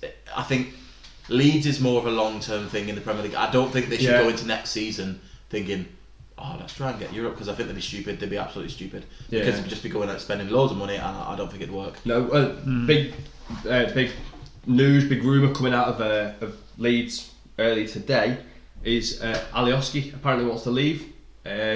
Leeds fans are apparently in absolute uproar. Yeah, he's what a character. That he wants to leave. There's been, how can I describe it? Mass abuse in a sense to him about if he leaves. I like Alioski a lot. The thing for me for Alioski is he's a good player, but he's also like the joker of the group. I see a lot of videos on like TikTok of Leeds filming Alioski. He's like the character. Yeah. I think that's a massive loss for the dressing room. As well as a player, you've lost your left back. He's a fantastic player. But what a character, and it's one of those things you don't really want to lose from. I think. But I didn't actually know he'd come out and said he wanted to leave. Well, he's not come out and said he wants to leave. Apparently there was one team, I can't remember off the top of my head the team it was. There was one team that is apparently really interested in him, and the rumour is he's also very keen on a move. If it's a step up, then fair enough. He wants to make that move, but be a big loss for Leeds on and off the pitch. Yeah, massive. Yeah. That's the big one. I think the big question. Obviously, we talk about Leeds next season. I've said it off the podcast. I've said it on the podcast. I've probably said it that much. I've probably said it in my sleep. If Bamford does not replicate this season, I think Leeds are in massive trouble. I know you talk about the record signing Rodrigo, and yes, they've got. I'd be shocked if Rafinha's still there next season, because I think there'll be a big what a player. I think there is. I think there'll be big clubs in, but I think you're talking about the likes of. I know United would be interested in him, but he's a plan B. I don't think we're talking about a club that's right now. I think the best thing for him was probably to stay at Leeds another season, do again what he's done this season. Then I think you've got big clubs that are like, no, we want him. He's number one. He's what we want. Yeah, that's who we're bringing in. I think he'd do fantastic at United, but does he want to go in there being Ole's third choice to go and play that position? Well, maybe I still think Daniel James seems to get games at United despite not really having an end product. Yeah. Is he going to play over Daniel James? Ole seems to like him. But then, you ask the question of, we obviously said it before about Manchester United needing options past that 11. Yeah. Look, is the pull of Manchester United, and look, if Ole sells him a project and says, look, this is my aim for this and this, you know, we're going to go on and try and win this, and would Rafinha look at him? I know it's a big move, Leeds to Man United, massive move, but do you think he'd look at it and go, you know what, I've been playing for Man United, I'm an option off the bench. I don't think that's the pull of United though, because it's not you're going to have to sell him an idea that works with him probably not playing every week. Would he not start on the right? We're talking about Ole, who's very stubborn with his team. He's brought in Donny, who we all thought would play every single week. Ole's but that's a criticism I've got. Exactly, but is he going to bring in Rafinha and suddenly change that he's just going to shove him in? Yeah, I suppose it's again. The reality is Daniel James isn't playing great right now. He's just a speed merchant at the minute. He's not got no end product. No. Ole seems to play him. They haven't got the options, so he has to play. But they could play Diallo. He's played against AC Milan and scored. He looks a good player. He's played against AC Milan and scored. Yeah. Then played in the away leg and played fantastic in the second leg. Yeah, he looks a very good player. But it's still in the league. He won't play him. He's very stubborn with his team. Ole doesn't have to sell United to him. I don't think anyone has to sell United, but he's got to sell an idea to him that works with him being second fiddle to someone. And it might be Daniel James, and is Rafinha going to look at it and go, I have to sit on the bench while he plays? Maybe not United, but I think he'd start every week for Leicester, and I think Leicester's a massive step up. Tottenham Tottenham. I know we'll get to it later on, but there's obviously been massive news coming out of Tottenham this week. End of the season, I could be on a nice little right winger, and I think Rafinha would walk straight into that team. Yeah, to be fair. Sounds a good show. Yes, whether I'm assuming Leeds would hold like for big money for him, but it's whether Daniel Levy will pay it. If he was willing to, fantastic. That's a. I mean, he sorts the issue out straight away. He goes straight in the team there. Yeah. But again, for me, I'd probably hold on another season and wait for a big club to come and be like, no, you've done it 2 seasons now at Leeds, you're going to come in, you're going to play every week. That's what I'd wait for. But Josh, is that a risk? Because if he doesn't move this season, next season he's poor. Yeah. That option's gone. Is it about selfishness, or is it about sort of? I made the point at some point in most podcasts, like, a footballer is an extremely short career. If you have a chance to move to a team like the ones we've been mentioning, I think you have to. You've got what Dan's mentioned, say if Bamford doesn't perform, you do struggle. All of a sudden you're a one season wonder on a team that's 17th in the Premier League. Yeah. And what big club's going to go, oh yeah, Amy had a good season a few years ago. Exactly. He's the one to come in my front three. We've seen it time after time. Jake, big question. Would you take him at Liverpool? It's tricky. Again, look, if we keep Salah, he's obviously not going to start over Salah. Yeah. But Liverpool, I think, quite honestly, the same as Manchester United, I think once you look past our starting 11, we're quite limited for options. Well, yeah. Would you put for Rafinha? Well, we've seen that how we struggled this season, because obviously when we had our centre back crisis, we had no one to replace them, and it's kind of the same with Mo Salah. Like, we don't have anyone really on that right wing who can do what Salah does, and like, yeah, we can replace Firmino and Mane or as striker and left winger. But we've done that with Diego Jota. We've had multiple people go into the striker position and do a good job. Yeah, none of them any good though. Just to clarify, would you take him at Crewe? I'll keep. Just as an option. You look at Owen Charlie Kirk, you look at Rafinha, you know. You'd have to sell him something that would work for him. You'd have to sell him as a second bid. Mind you, you've got Dave. I'll tell bigger pull than Solskjaer at the minute. True. But would you take him at Liverpool? I think I would. You know, yeah. Would you take him at Wigan? I think I'd take his nan at this point. Take anyone. Context fancy. I'd take his nan. Anyone that can play a bit of football. If you can play on the wings, we've just lost both our wingers for the season, so you fancy come and play. Does she play in the Women's Super League? She can play anywhere. She play on that BBC channel. Leon's Women's League. Fantastic. No, I think I would. Yeah, we should not have anyone there in that position. I'd love him at Liverpool. I think he's outstanding. Alright, well, let's move on to two teams who are close to relegation.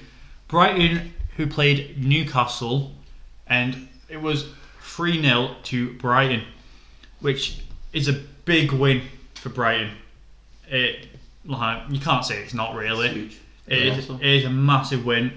I think that's secured. I think Brighton now, I feel like they're staying up now. I can't really see them. That result, I think, there or thereabouts does it, and I'm happy because we have a clause in Dan Burn's contract that means we get 250k when they stay up, so I'll take it. Happy days. Do you know what? I'm happy to stay up just because, again, we talk about what Fulham have done wrong.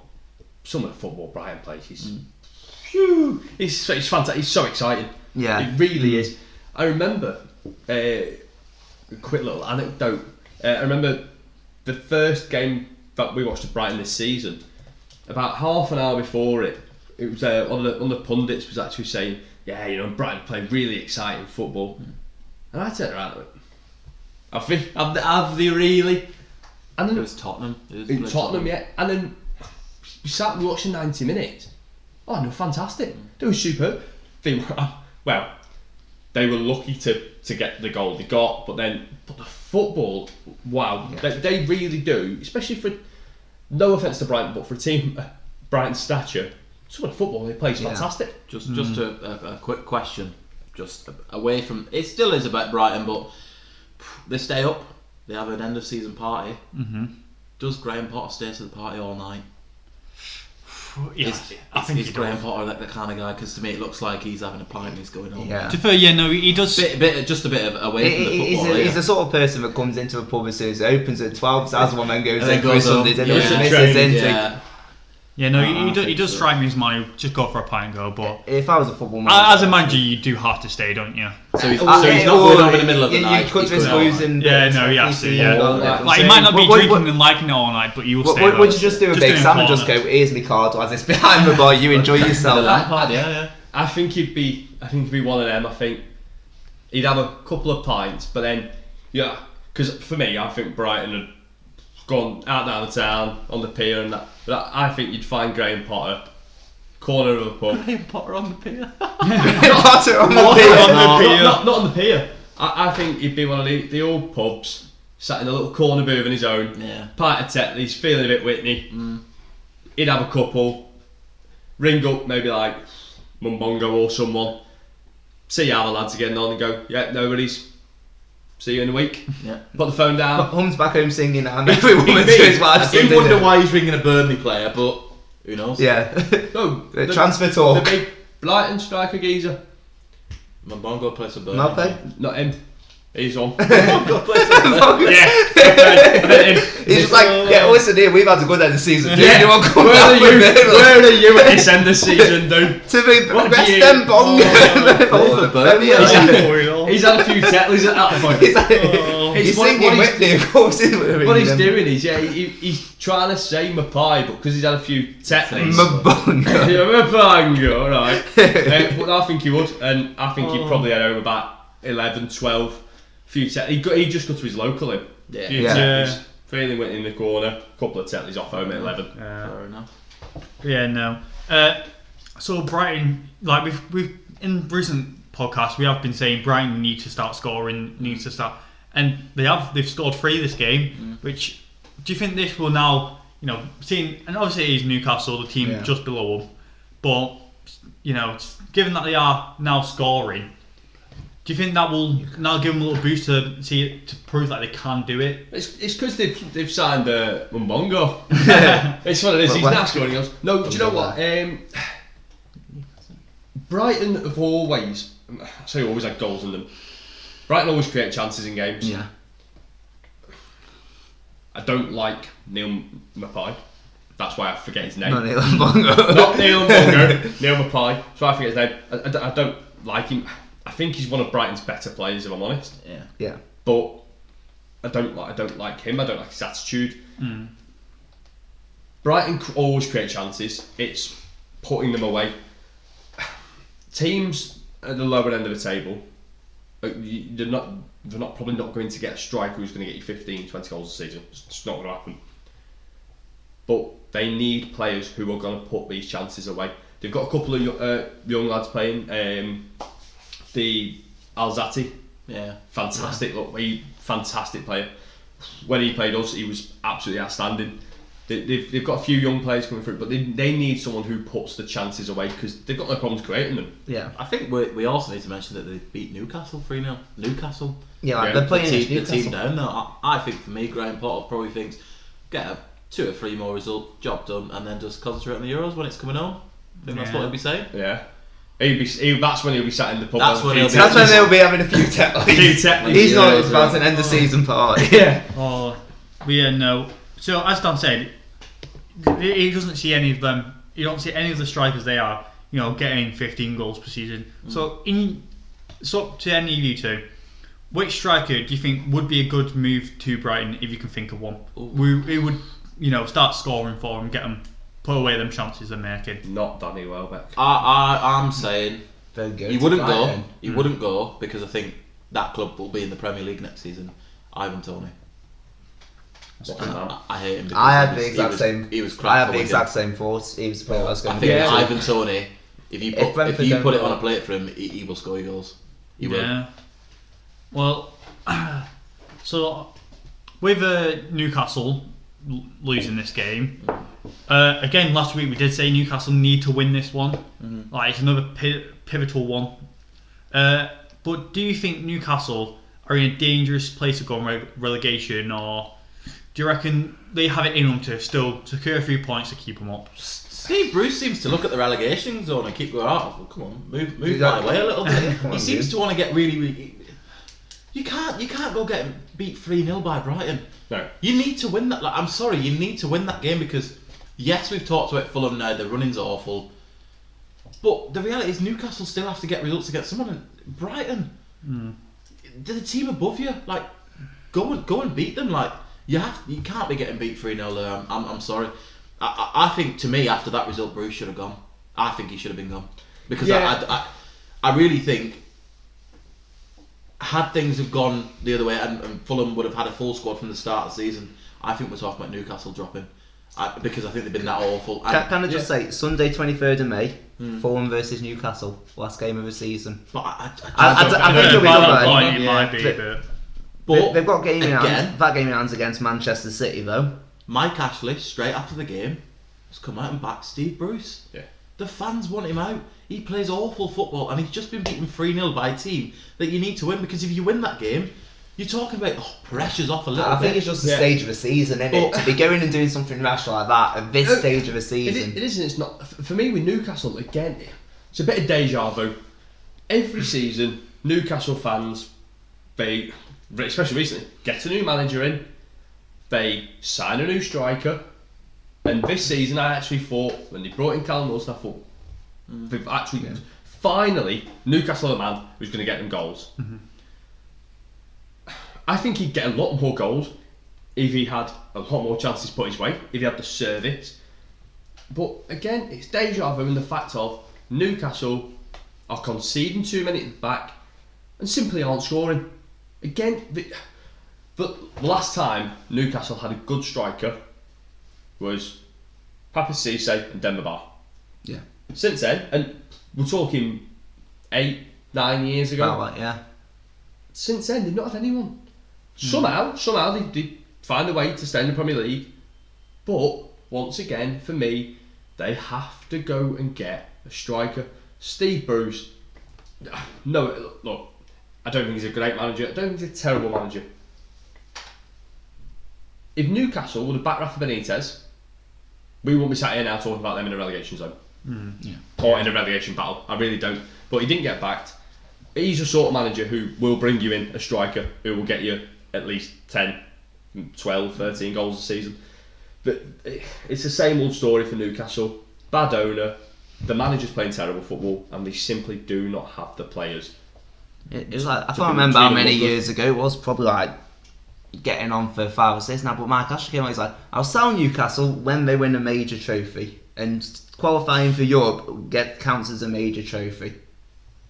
And They qualified for Europe under Pardew and he's still stuck around, but he seems more and more sort of interested in selling the club. It seems like the right buyer hasn't come around yet, but he needs to go because it's a massive football club. It's huge. Yeah. It's just, But yeah. it's sad to see. they get, when fans are in, they're getting 52,000 Yeah. people in every week. And the Massive club. fans have are said superb. all along, we don't want a team that wins trophies, we don't want a team that tries. Yeah. And they've not got that at the minute. They literally, all they want to do, and I'm not saying they don't love the football, all they want to do is feel that love for their football club that gives them respectable performances every season. To be quite honest, they probably want a manager who at least makes an effort to give his strikers service, at least makes the style of play much better. And I mean, Newcastle fans have said for years they definitely don't want an owner who just all he cares about is his money. So end of the season he can jet off to Saint-Tropez and have a six week long holiday With his shades on. with his shades on. And I will just say, Jeff Hendrick's hair's too long. That's it.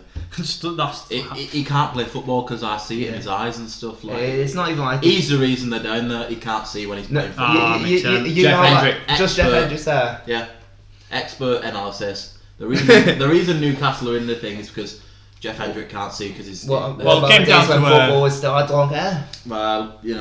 for me. Well, game down to Banks' That's the barbers reason. and And we'll sort him Pochettino. out. Exactly. He needs to maybe like have a chat with someone like maybe like George Samaras and just say, look, how did Yeah. you play. How do I control Yeah, this? how do I So control someone it? needs to go to me and go, "Oi, yeah, soon- you're not a rock and roll star. You're a footballer. soon Get as down it to happens, business. Do you know Focus what? on your game." Do you know what? Speaking of Jeff Hendry, he's another one. There was bigger teams than Newcastle wanting Jeff Hendry. There was AC Milan. This is what I mean. And he went to Newcastle. Back when he was, but he played like a rock star sometimes. Oh, somebody's the way he's one who creates chances. He really does. I really, really rated him. And he went to Newcastle. They got him. They got Callum Wilson. He's crap. He's crap. At He's Newcastle. absolutely terrible. Yeah. He's shocking. He's gone from being a rock star to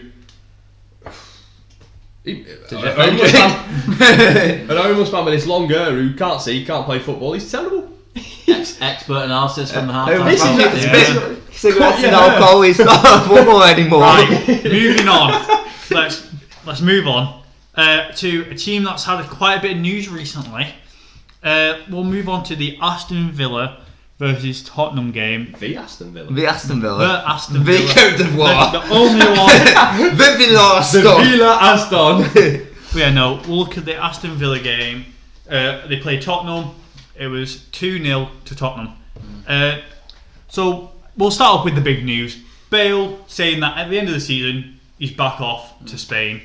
You know, he's going to go play for Madrid again. Golf courses are nicer over there. He's probably missing the sun, Yeah. missing the golf course. He's probably feeling a little bit cold back in Young London. men still must Do you know play, so. what? Honestly, I know people have split opinions, but when I saw him and his actions at Real Madrid, I lost a lot of respect for the man. I could not stand his actions. Yes, Zidane maybe was slightly to blame, but for me, you're still a football player at the end of the day. Have the right attitude. If he'd have still kept the right attitude during everything that was going on for me at Madrid, I think a big team would have come and picked him up still and give him a chance. He's now come back. He's come to Spurs. Spurs have given him a chance, whether it be a romantic sign or not. I wouldn't mind if he wasn't playing still.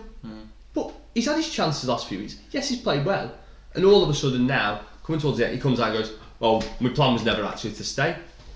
If you're his teammate, so you've got to be looking at him and going, "Do you know what? We've said it in the podcast. The only person who can bring Gareth Bale back is Gareth Bale." Yeah. Yeah. It's things like this for me, and this just shows his attitude for me. Coming out at this point in the season, when you're finally getting your chance, and going, "Well, actually, do you know what? I'm not staying anyway. Yeah. I'm going back to Madrid." I get it. He should not have come out and said it, but isn't this just sort of the protocol with loans? Like, Yeah. it's what happens. Like, You're meant to go back at the end of the the line. reality is, you've signed him on loan. I think the players would have. I'm sure Bale would have talked. I'm sure he's close with a lot of the players. He would have been saying, "Look, I'm going back to Madrid." Like, they'll have known all season. Bale would have known all season. Yeah. I don't think he's gone in and gone, "Oh, look, I'm coming here to come back to Tottenham." They would have known from the start. I completely agree. He shouldn't have come out and said it. Why has he come out and said it? Maybe it's to end the talk of like Tottenham fans that are like, "Oh, you know, Bale's going to stay. Like, he'll stay after this season." He's probably just trying to put an end to that. He shouldn't have done it because it's a bit stupid. Yeah. Especially after their exit of Europe, how horrendous that was. To do that a couple of days after that, I think it's stupid. But it is the protocol of loans. It's it. The question is, so would Zidane, would Madrid, do they want him back? Probably not, but I think we need to. I don't think Tottenham should be disappointed that Bale's going back. He was never the long-term No. answer to their issues. No, and I mean, we've just had a talk there, and we've solved the issue for them. Go and get Rafinha. well, yeah, exactly. Go get Daniel Rafinha. Levy, if you're If you're watching, watching, fork up the money. Gareth Oh. Bale was never the long-term answer. It wasn't for me.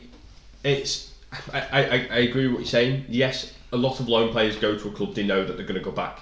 That's always in the back of your mind. But regardless, this for me was Gareth Bale's chance. One, to play football, and two, to get back to his best. The thing for me that I think annoyed me and showed his, I'll be honest, his terrible attitude, his arrogance, was the fact that he said, "Well, I've come back here, play football, and then I can go to the Euros." Well, look, me and Banks said, obviously Jake, we had a chat and we said, well, to be honest, he could probably not play football for 10 years and he'd still get Yeah. for Wales. But to come out and say, "Oh, well, actually, I only came here, right, so I could play football and go to the Euros," I'm not really bothered that I'm here. I'm going back to Madrid. For me, it's that of saying, not, he wanted to come back and get his career back on form, but I want to come back here just to make sure I go to the Euros and then I'll go back to Madrid and carry on doing nothing and just taking all the money. For me, he has no interest whatsoever in bringing the best of himself back, and he has no interest in club football. For me, I can't argue his respect and love and loyalty for his country, but for me his attitude's shocking. To be honest, I think if Real Madrid don't take him back, I reckon David Beckham might be giving a call into Miami. Let's be honest. Zidane's not giving him a call saying, "Look, I'm missing you." No. So I don't see the need to come and make this statement. No, them two became sort of enemies, and that's what I mean. Why saying this is the thing? If you said, obviously, if you just said, "Look, that's I probably won't stay at Tottenham," but I'm going dig back to Madrid. Is it a dig at Zidane? Is it trying to undermine Zidane? Well, probably because it's probably one of those. The famous, I said a famous quote. The big quote in it was, "My plan was to come here, and then I've got a year left at Madrid." Yeah. So as he said before, he went to Spurs. Well, I'm happy to stay here. Mate. I've got 3 years on my contract. I'll take the money. It's that attitude. Yeah. I've got a year left at Madrid, so I'll tell you what, I'll go playing or not. Actually, I didn't even link the two together, but Zidane came out yesterday and said he'll honour his contract at Madrid, which ends the same time that Gareth Bale does. Yeah. So to me, it could be just a big PA stunt. Well, he's coming out saying that Gareth Bale's saying he's coming back to Madrid, so I'll come out and say that I'll honour my contract till when he goes. Tell you what though, if Beck's rung him up and he went to Inter Miami, Beck's could ring either of them. I'm for that because whether I don't like him or not, Gareth Bale in the MLS with Matuidi, Higuain, riding Shawcross, Hollywood would be bleeding that. Yeah. They'd be bleeding into Miami and they'd become a fantastic team, especially with Shawcross at the back. Kieran Gibbs as well. And Gibbsy. Put some respect on Kieran Gibbs. Gibbs, Bale, what a squad he's putting together there. Yeah. Oh, well, I've heard another rumour recently, and again, it's a rumour. I don't know if it's true or not yet. But Kane, apparently Madrid are wanting Harry Kane as well. And Kane wants to leave Tottenham because he's not happy. He wants to win things. He has to win. Yeah, he just wants to win. And Josh, for you, if Kane and Bale, well, Bale's going, as he said, but if Kane goes as well, what's that going to do to Tottenham? Bale, absolutely nothing. Kane, you're losing. Tottenham's probably best ever player. You're looking at probably Jamie Greaves to find one who compares. He's definitely. Gazza maybe, but Gazza has been at other clubs. He's definitely up there. And he's definitely up there. Definitely most recently best player. I think he's top scorer. I think he's overtook Greaves in now. I want to say captain, been at the club ages. I Loves just know the he club. scored a lot. Well, the fans won't be like, they won't be looking back in anger. He'll be moving on like as a Tottenham hero, and maybe one day there will be a romantic decision where he might return when he's like at the latter end of his career. But he needs to win trophies. I've said it before. I say every other sentence. It's a short career. He has to win trophies. I don't think anyone can sort of deny. Yeah. Any Tottenham fan can deny that. Right now, probably the best time. It's probably the best time for him to leave because he's not getting any younger. He needs to go. If Madrid are interested, he's going to go and win trophies there. Madrid always win trophies. Yeah. I think Tottenham fans now need to realise they're not winning trophies, and Harry Kane. It would be a shame for Harry Kane to end his career with no trophies. Yeah. It'd be an absolute. Yeah. I think it'd be sort of a dishonour to him. So I think Tottenham fans need to respect the fact that he's not leaving out of spite. He's not going because he doesn't like Tottenham anymore. He loves Tottenham, and I'm sure if he could win trophies at Tottenham, he'd stay at Tottenham 100%. Yeah. But it'd be an absolute. It'd be awful for Harry Kane to end his career with that trophy. Yeah. I think Tottenham fans need to go and win trophies. Yeah. And I think what will happen is what you just said. I think eventually Kane will go back to Tottenham. It'll be a much later. Even if it's just like a 38-year-old, just one year. I think he will. Do you know what? The only silver lining I think for Tottenham, if Kane goes, I say the only silver lining. I'm not even sure I call it a silver lining, but they will get an absolute fortune for him. They will get a fortune. Yeah. With Mourinho, if that's the other big news, if he's still there, that money, to be honest, as much as Tottenham will get a fortune, we've seen it before. The first time Bale left, you look at the money they invested and who they signed. Daniel Levy went and signed a load of players that Villas-Boas didn't want. That could really, really impact Tottenham. Yeah. Massively. I think if that happens, Mourinho walks because he didn't like it at Chelsea. He didn't like that it was slightly done at United. No. He didn't really have as much as it. I remember him on a pre-season tour. He was everyone criticised him because he did a press conference where he was saying, "Look, we're signing players, but I don't actually know what's going on. To be honest, it's not being done by me." Yeah. I think if Kane was to go, and Mourinho didn't have a say in who was coming in, I think he'd go. I'm gone. I'm not staying here. Yeah. And to be honest, I think I'd like to see Mourinho go. I think I'd like to see someone new in. But it's the same. I love him, and he's a fantastic manager. It's the I same just don't. It question. doesn't fit. It's the same question, isn't it? Of Manchester United now. Really, Tottenham is a bigger project than Manchester United. Mourinho goes. Who did Tottenham go for? Don't know. Because and do you know what? For the first time, I'm not seeing this in quite a while. There's a lot of managers now coming out and saying, "No, I'm staying in my contract, mate." Yeah. Whether they're at a smaller club than Tottenham, whatever, who are actually honouring the managers. But Maybe Allegri, or what he wants to move to. He wants to move to the Premier League. would he go to Tottenham? Yeah, I would. If it's available. The reality is, what's he holding out for? Because Yeah. he's not going to get the United job. I think they'll give it to Ollie. He'll sign a new contract. Definitely not getting the City job. Not getting the Liverpool job. Probably one of the Arsenal job. Can't see Arteta going anywhere. They're not gonna sack him. And All those managers are going to I think stay. unless Barcelona come in for Arteta, I don't think he's going to go. To react, I think Tottenham's probably at the minute the top of the jobs that he could get. And it's not the worst appointment. It's not a long-term appointment, but the reality is, I think Tottenham need to, at the minute, get back to challenging for top 4 and then start, because where are they in the league now? 8th, 7th? 7th, 8th, yeah. I'd like to see Mourinho go because I think it's just started. I know. It's turned sour between him and the fans now, and I think once that happens, you're 75% done as a manager. Well, there was an article that I was reading the other day about Jose Mourinho, about the fact that he didn't speak to the players after the game on Thursday. He didn't speak to any of the players. He went straight. I mean, can't blame him. I'd have been fuming. Can't blame him. But he didn't speak to the players. He is fuming, apparently, with Daniel Levy. Obviously, we asked the question of why didn't he sell Dele Alli. Apparently, that was not Mourinho's doing. Mourinho wanted him sold. He didn't get sold. Mourinho's not happy about that. So it's the same thing. Mourinho's not happy with the transfer policies, the way it's working. There's a lot of stuff. A lot of the players. Tottenham also asked for Hugo Lloris's press conference to be taken down because in it he said what was the word he used? He didn't use attitude. He used what word? Something along the lines of mentality and attitude. He said it's not right in the club.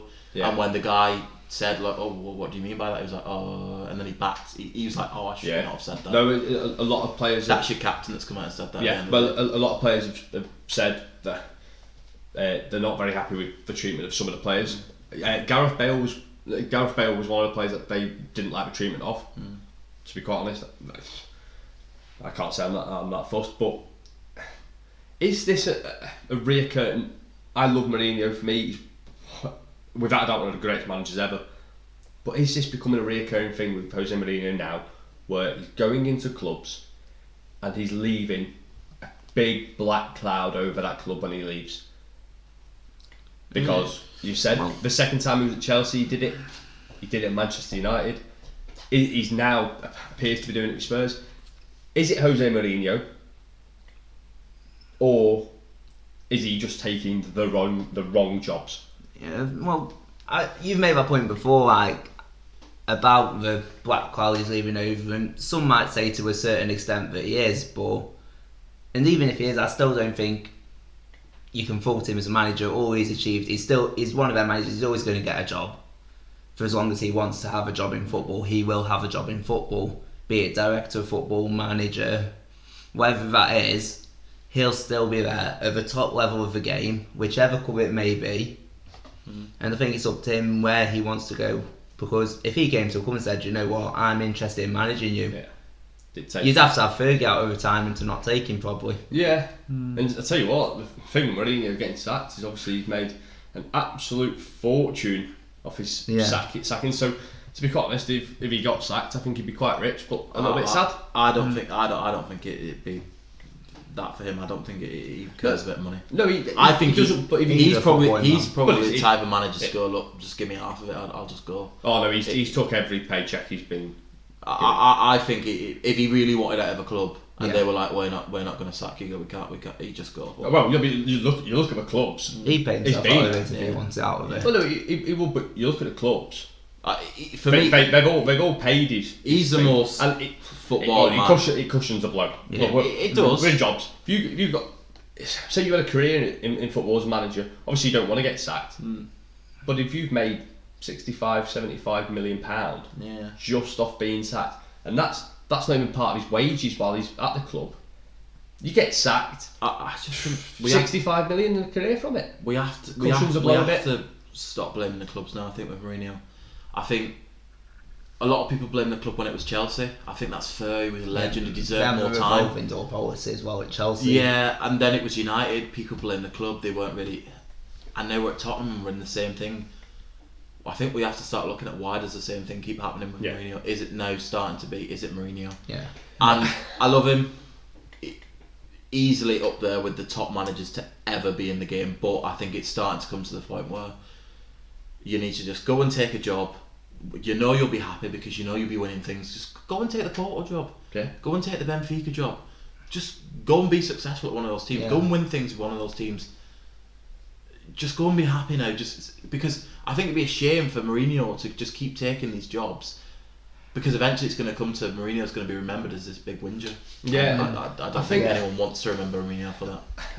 For me, I think it's a mixture of Jose Mourinho in his managerial style, and I know we've said it before, but how the modern game has evolved. But maybe the players. So you look at players back when Mourinho first came to England, 2004 at Chelsea, the likes of John Terry, Carvalho, Lampard. Those players, yes, they loved the man management, but they were also not afraid of the criticism. They were not afraid of, in Fergie terms, the hairdryer treatment, which Mourinho did give them at times. He was hard on players, but they knew that was his way of showing that he cared about them. And then when things went well, he had the nice man management side of it. I think the game's evolved now and football players have evolved now. Whether you look all the way right down at grassroots to up going through academies, up to senior teams, players who are coming through now all appear to be the sort of players, I'd say 95% of them, who need an arm round the shoulder all the time. They don't respond well to hairdryer treatment. They are more in the limelight in terms of celebrity status, I guess, than what players were back then. So if they get mistreated in any way, or the arm's not round the shoulder, they whinge, they moan, they come out in the press. I think it's a mix of both, but then you've got to look at, for me, Mourinho's failure to adapt, to not... He's probably noticed that, but he's probably too stubborn and thought, I'm not changing. I'm not going to change the way I manage because I've been successful. Unfortunately, the way it is in football is if you want to stay successful and you want to continue being successful for your whole career, you have to adapt to the squads you've got and the way they get treated. And he hasn't done that. I think we've probably got to move on because I think we've got another game. Yeah. And we're already on 2 hours 16. We actually said this wouldn't be a short Yeah, it's a short To be one. fair, we We've had done a longer. half-hour Man United podcast in the middle, a special Yeah. feature of this one. And then we had the off-cut of Graham Potter's end of season what he'd be yeah. doing. We've had a few And more believe it or on this not, we've one. actually got recording to do after this, so I think We we'll do. move on to the last Yeah. game. Alright, so quickly, It's not let's one we can talk whittle about through either. this one. I feel like it's a quick conversation. Well, I say quick. It's mainly about one team. West Ham versus Arsenal. You got a draw of 3-3. So in the first half, West Ham stole the game. Like they stole it. They got. Did they get all 3 in the first half? I think they did. Yeah. Do it for 0. Yeah. All 3 in the first half, 3-0. Which to do that, and I think it was around the 30 minutes mark. They literally. 35th minute, Yeah, around that. So to get all them goals in 10 minutes apart is immense, and then they lost it. They lost an amazing lead. I think that the main point that needs to be made at this, and I know you'd say, well, you can't be saying that because he went 3-0 down. You have to compliment Mikel Arteta's game management again. Yeah, they started awfully, But he's recognised that at half time, and they've drawn 3-3. Yeah, they shouldn't have been 3-0 that. I'm not making excuses for that. Two of Arsenal's goals were own goals though. No, You have to but- feel sorry but for You, West Ham. you, But you the don't own- score on goals unless you're in that position. If you actually the own goals were actually forced. Yeah. They weren't just a little mistake. They're or the kind they of were like forced. crosses that you hit as a centre back. Like you don't want to deal with them. Craig Dawson's was literally one. It was Yeah. a case of I have to put a foot on this. It could go in the back of my net, but if I leave it, it's going in the back of the net Yeah. regardless because Yeah. it's behind me. Arsenal came out the second half. They played fantastic. Yes, 2 of the goals were own goals. To be honest, the Souček one was very unlucky because it was actually a shot that just deflected off him. Banks is now on the head. Arteta's in-game management comes at half time. Second half they come out, they're absolutely fantastic. And then you look at the flip side. You have to look at West Ham. Yeah. You can't losing a 3-0 lead At home. at home. Regardless of COVID, there's no fans. No, losing a 3-0 lead at home in a half is shocking. They've only got 3 goals in the first 10 minutes, and then you go, well, we've got 80 minutes left. Yeah, it's still not great. It's a little bit better. It's just to be 3-0 up at half time, and then draw it 3-3. But I'll tell you what, Arsenal are masters at it. I remember the Newcastle one, 4-4. Yeah. Arsenal love a big draw like that, but it's poor from West Ham. Fantastic from Arsenal. Yeah, no, I remember when the game was going on, and we were all just talking. I don't think we were actually together at this game, but we were all just messaging each other like, while West Ham just absolutely stole the show. And then at the end of it, we was like, what's just gone on? what's just happened? Could we stop performing it through? And then we got full time 3-3, and we were like, what the hell happened? Yeah. And it was, West Ham's going to be confused at how it happened, like, because as you said, they played wonderful football in that game. First half, they were unreal. It probably comes down to a bit of complacency. Like you're 3-0 up at half time. You've probably in the back of your mind think, oh, we've got this tied up. We've actually got 3 points here. Yeah, David Moyes would not have been saying that. He would have been like, look, we need to carry this on. Yeah, let's try and score more. He's been going in going, well, we're 3-1 up at half time at home to Arsenal. We can hold on to this, but he won't be going in just saying, like, this doesn't slip. He's going in going, get another, let's keep doing what we're doing. He has, but then obviously we've praised Mikel Arteta's in-game management. I have to criticise David Moyes'. You have to. He not just he only decided that he wanted to slow the game down and bring on the likes of Mark Noble when they were 3-2 down and Arsenal were piling on the pressure. You've got Arsenal came out that second half and straight out the box, straight at them. As soon as you see that first goal goes in, that to me is when you go, right, I've got to try and slow the game down here. He left it to 3-2. Then he brought on Mark Noble, try and keep the ball in that midfield, slow the game down a bit. It's too little, too late. He didn't realise the game quick enough. He didn't make his changes quick enough, and in the end, it cost him. But again, Arteta, superb in-game management. Yeah, no, and to be fair, I have to say it is unlucky that they did get them 2-1 goals. Like they had no control over that. Yeah. But it's just still, even with the 2-1 goals, letting Lacazette come in, just score to draw is. The reality is Lacazette scored 2. Souček is Yeah. so unlucky. Like he can't do anything about that, to be honest. It's good finish by Dawson though. I have to say, he rocketed by It's him. one of them. Literally, as a centre back, you do not want that ball coming in that area because if there's someone behind you, you have to get something on it, and you can't decide where it's going. You just have to get something on it. Unluckily for him, it's ended up in the back of the net. Yeah. But I think it's a game of 2 halves, and it's a game of game management, and one team getting it sort of nailed on, one of the team getting it quite wrong. Yeah. Yeah. Well, I think that will sum up this week's summary. We said it weren't going to be as long. It's probably been the longest one. This is currently our longest. I think 35 minutes of it was us ranting about United, but you know. Yeah, no, and we had a few a good technical issues 15 at the about Graham start. Potter's nice house. But thanks for joining us today. Follow us on our socials. They'll all be linked on our page. We've got on TikTok. We've released some TikTok's right there. some TikToks. We released one today actually. We did. One should be coming out tomorrow.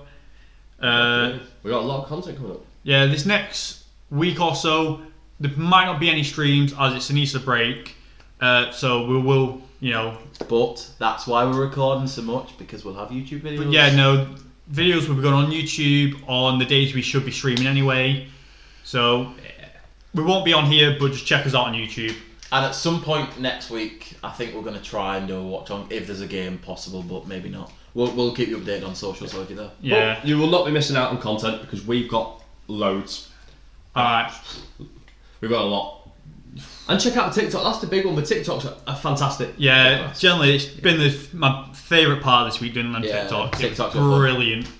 But yeah, no, I think that's everything from us. I think so. Thank you guys, and we'll see you when we see you. Cheers, guys.